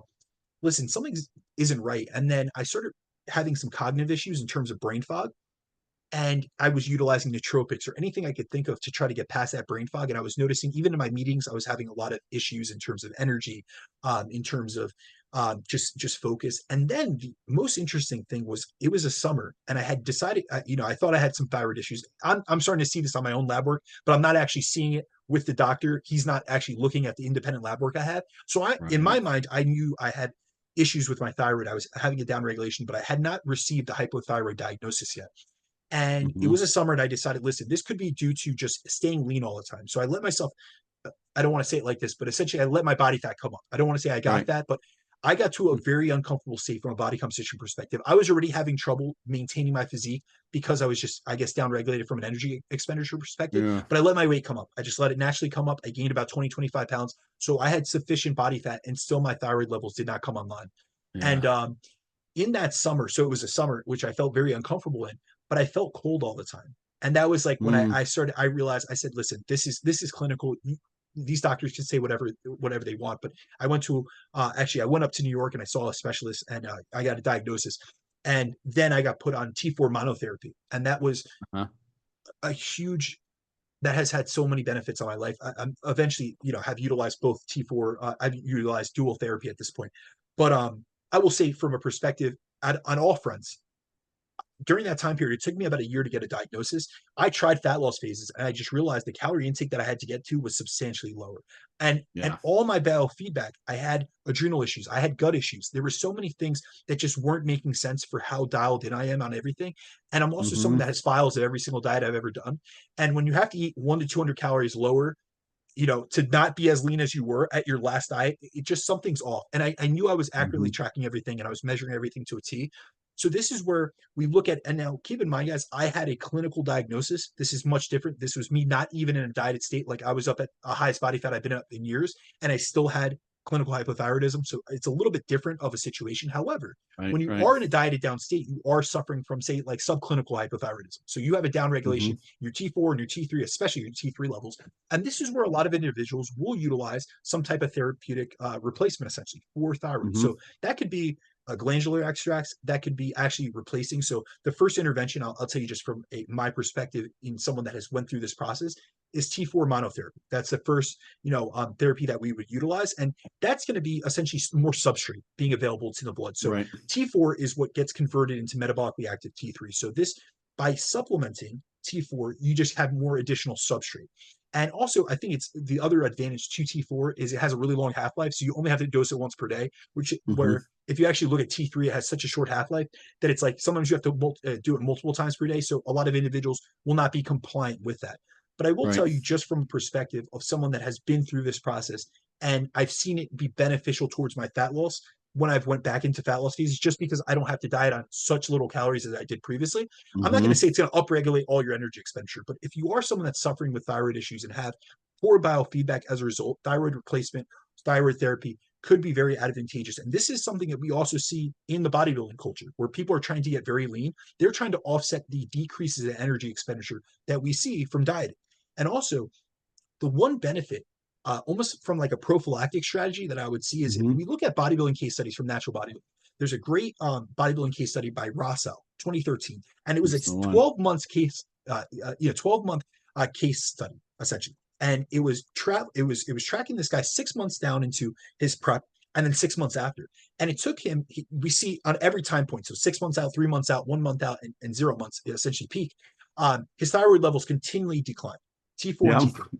And then it took all the way up to that 6 months to restore his thyroid levels. Now, keep in mind that they did get restored to normal values. So, what I mentioned, metabolic adaptation, this is a transient state from being in an energy deficit and very low body fat. So, this is something that will come back online when restoring energy availability, making sure you have sufficient nutrient intake and things of that sort, and stress is low. However, I've also seen the case where I've just utilized, say, some selective thyroid therapy with people in dieting cases that they are able to keep their thyroid, and it gets upregulated a little bit quicker after. And so they don't get as much, I guess, natural suppression. So it doesn't take, they didn't dig as much of a hole. And also they didn't have to diet as hard because we replaced Hmm. that metabolic, basal metabolic rate, activator essentially. Hmm. So I don't know what your thoughts are, Scott, but this is something I've seen just from a clinical perspective. I'm prescribed thyroid medication. So I'm a little bit in a different category, but also I have utilized Right. it with clients. I obviously know many bodybuilders, I'm sure you do as well, that have utilized thyroid. And then I've also worked with many individuals that are that do have clinical hypothyroidism, and then a lot of women with Hashis. So that's where we're looking more in the clinical studies, but also I have had those same women that they hadn't got a Hashimoto's diagnosis yet until we worked together. And then we went through labs and we see the TPO antibodies and all these things and TBG. And I'm looking at all these markers that their doctor never looked at. And then they finally get a diagnosis. And it's like the first time we went through a fat loss phase, you were just stuck. And now we have thyroid. And I'm not saying that it's easy, but you're not at a handicapped position. Yeah. Yeah. It can be kind of a game changer for people. And a couple of thoughts. One, from just over years and years, a lot of guys will use thyroid even on the off season, right? To sort of enhance their metabolism. If they're moving in the right direction in terms of accruing muscle protein and growing, and they can speed up their metabolism that's already going in the right way, then they could potentially have a better P ratio in doing that. And guys will diet down and use thyroid for this, get ready for the summer or what have you. And it seems like for many people that coming off thyroid doesn't leave them in a prolonged state of feedback inhibition. Yeah, it seems like Not most at people all. can. And I Yeah, honestly, I've dug into this because I believe this is one of the worst myths regarding thyroid, exogenous thyroid yeah. use. So there's actually a study that looked at up to 10 years of thyroid use. So up to 10 years of T3 use, which is, if we looked at a comparison, T3 is going to be more suppressive than T4. So they Yeah. actually put in one study women on exogenous thyroid hormone, and it was specifically T3 up to 10 years within the study. And then they discontinued use and monitored their thyroid levels and found that there was a decrease in endogenous thyroid production. And so they did see that it was a downregulation. However, that only Sure. persisted between 2 to 5 weeks.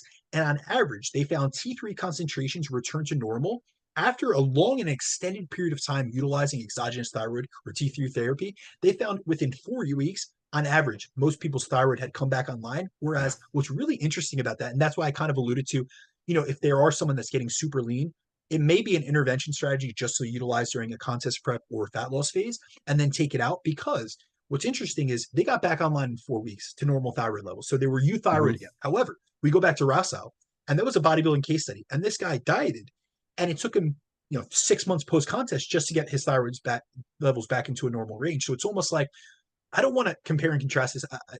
Some people will say, well, what's worse, enhanced bodybuilding or natural bodybuilding? I don't think that's a Right. discussion. However, there are many implications. So sometimes potentially for someone, depending on their situation, it may be more advantageous depending on your normal your natural levels, say, of testosterone or thyroid. If you're already quite low and then you're going into a dieting phase and now you're getting into a clinical level, it might be advantageous potentially, depending on your goals, on your specific circumstances, your health indices, risk factors, things of that sort. It may be advantageous to potentially replace, testosterone or replace thyroid.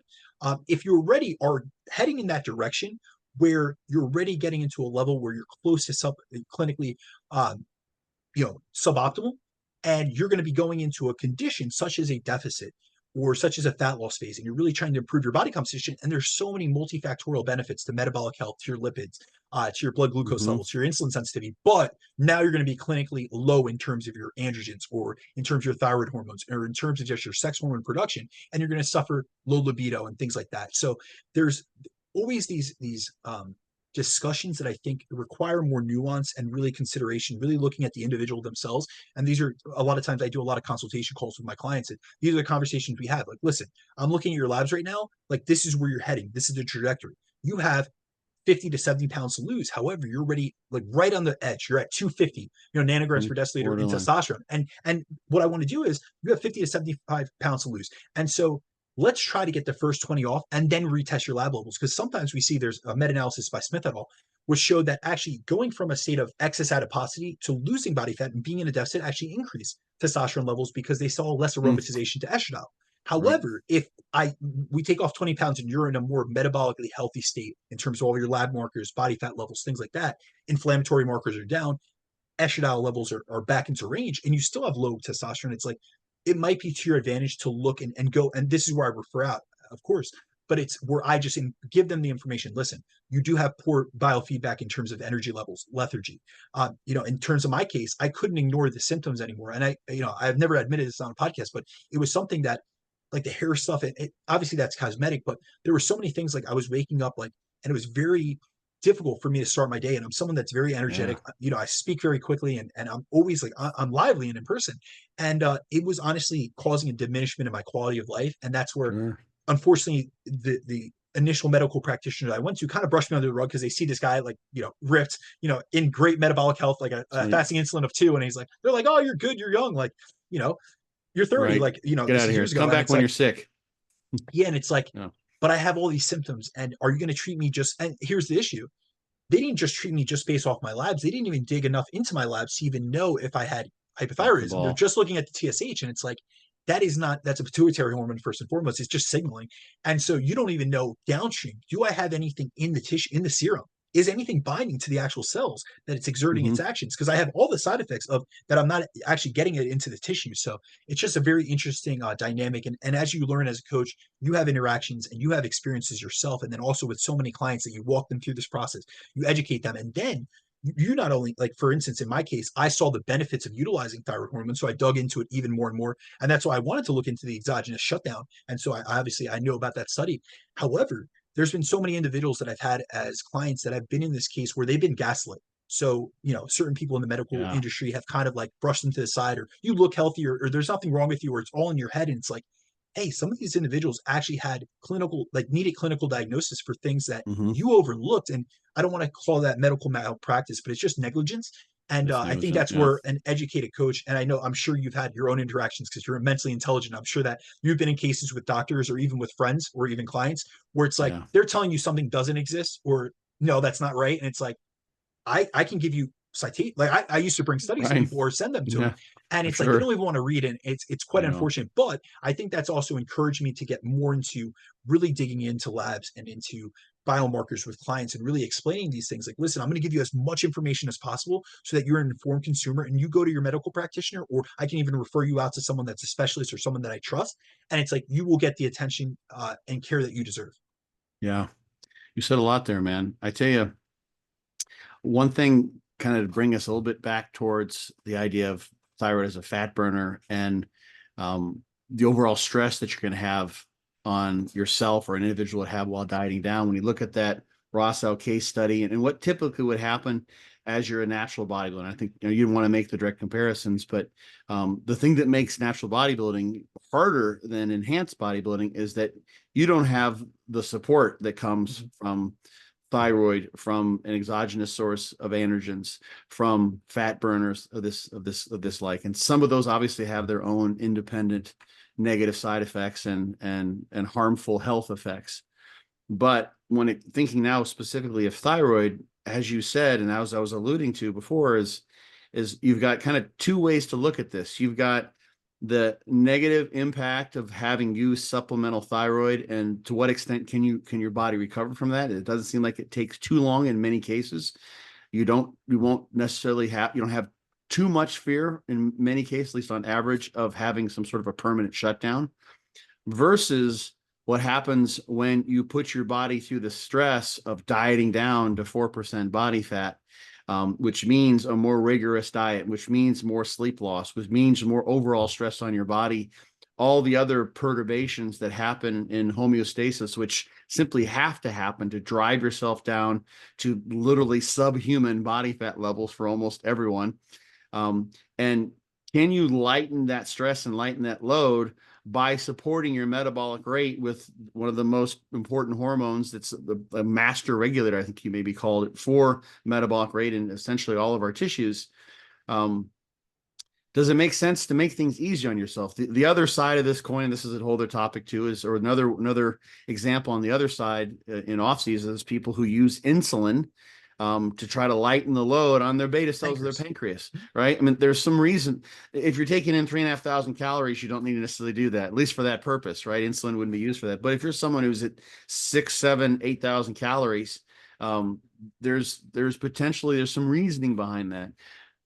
Many more people are dieting down and experiencing, tremendous thyroid shutdown and having to go to just, how many protein and veggie days do you need to do, to get down? And as an aside, I don't think one thing we mentioned yet is the carbohydrate intake is really important for the extent to which thyroid levels drop, conversion in particular. So higher, if you're someone who's on a low carb diet, and there's reasons why that can work, that person, that's just a normal adaptation to a ketogenic diet to have It reduced is. thyroid. Even at Totally maintenance, normal. there's Yeah, research studies that have looked exactly. at even at maintenance that Just ketogenic T3 dieting does that. yeah, you're not getting insulin signaling to the hypothalamus of the brain. You're not getting the signaling cascade down from the brain over the hypothalamus to even the thyroid gland to release these hormones. But we even see at maintenance with no eucaloric, Yeah, meaning like energy matched diets. There's a just 1980 drop. study, I believe, and Yeah, it significantly every week they dropped thyroid hormone T3 levels, and it was like yeah. 50% decrease from week 1 to week 4. It's It was extremely, precipitous. yeah, it's Yeah, extremely.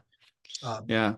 So that's just something to look out for. So considering someone who's maybe dieting down on a higher carbohydrate diet, the thing that some people do, just getting more sort of practical bare bones of like how this might be. Some people just say, oh, I'm going to just throw in some thyroid now because I'm 6 weeks out. It's like, well, do you need it? And how much do you need? And does it make sense given the type of diet you're doing? I know your clients don't do that, but some people do. Yeah, no, I'm always. Let me just put the caveat, not to interrupt you, Sure. but it's always based on labs. So if you're in energy Absolutely. deficit, Should like always be. whether you're off season and then you have clinically low thyroid, then we can look at adjunctive therapies to replace it. Or if you're in a deficit and we see that you are suffering from that metabolic adaptation, we can't just anticipate that for every single person. Listen, you are going to have downregulated thyroid. Yes, we do know that that's one of the most common or yeah, one of the most common metabolic adaptations that happen from being an energy deficit. But if you don't know the levels, you don't even know what we're replacing. Yeah, we can look in the Yeah. medical literature as to how much we actually produce. So, for instance, we naturally produce about 100 micrograms of T4 and about 6 micrograms of T3 peripherally. Hmm. And then there's conversion. So we end up getting between like 23 and 29 micrograms of T3 in total once we do the Yeah. conversion of T4 over and about 100 micrograms of T4.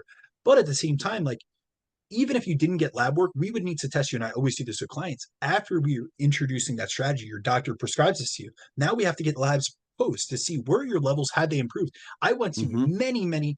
I mean, I titrated up with my medical practitioner. I got labs every 8 to 12 weeks, and it took about a year to get me to a level. But luckily, I felt good within like those first 6 months. So I was bought into the process. I didn't care how many labs I had to get, how many things I had to Right. pay.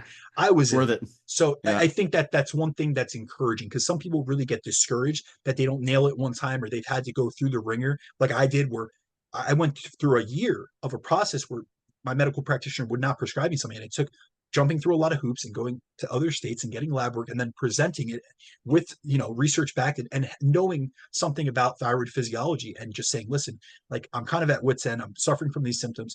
You're only looking at these pituitary marker. However, I have other indices that are medically validated for the need Hmm. to get some type of further look into this. Yeah. Yeah.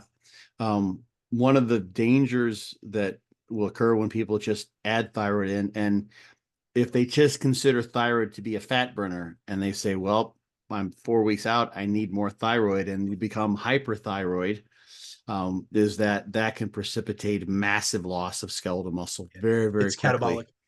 Totally catabolic. And I've seen people who need to drop 10 pounds in 3 weeks and they do it in 10 days and it's all muscle basically, or seems to be because they've just thrown thyroid into the mix at high levels. Yeah, I will say that that almost seems, I don't want to say exactly, but or only, but a lot of times it's very isolated to T3 therapy. So if Yeah, we yeah. actually Oh, look in for the medical sure. literature on that, This is on another very important point. Yeah. hyperthyroidism. So I always go T4 first. That is the medical approach to being hypothyroid. So I mean you have low thyroid. Hyperthyroidism would be the opposite. You have you're essentially in a hypermetabolic state. We actually see there is a research study that looks at T3 therapy. I believe it was over 50 micrograms. They induced on these young healthy subjects. They induced purposeful Hyperthyroid. Yeah. hyperthyroidism, and they saw precipitous muscle loss. Like they were in a Hmm. like they saw protein turnover like through the roof, and they actually saw a significant amount of total weight loss, but also lean body mass loss.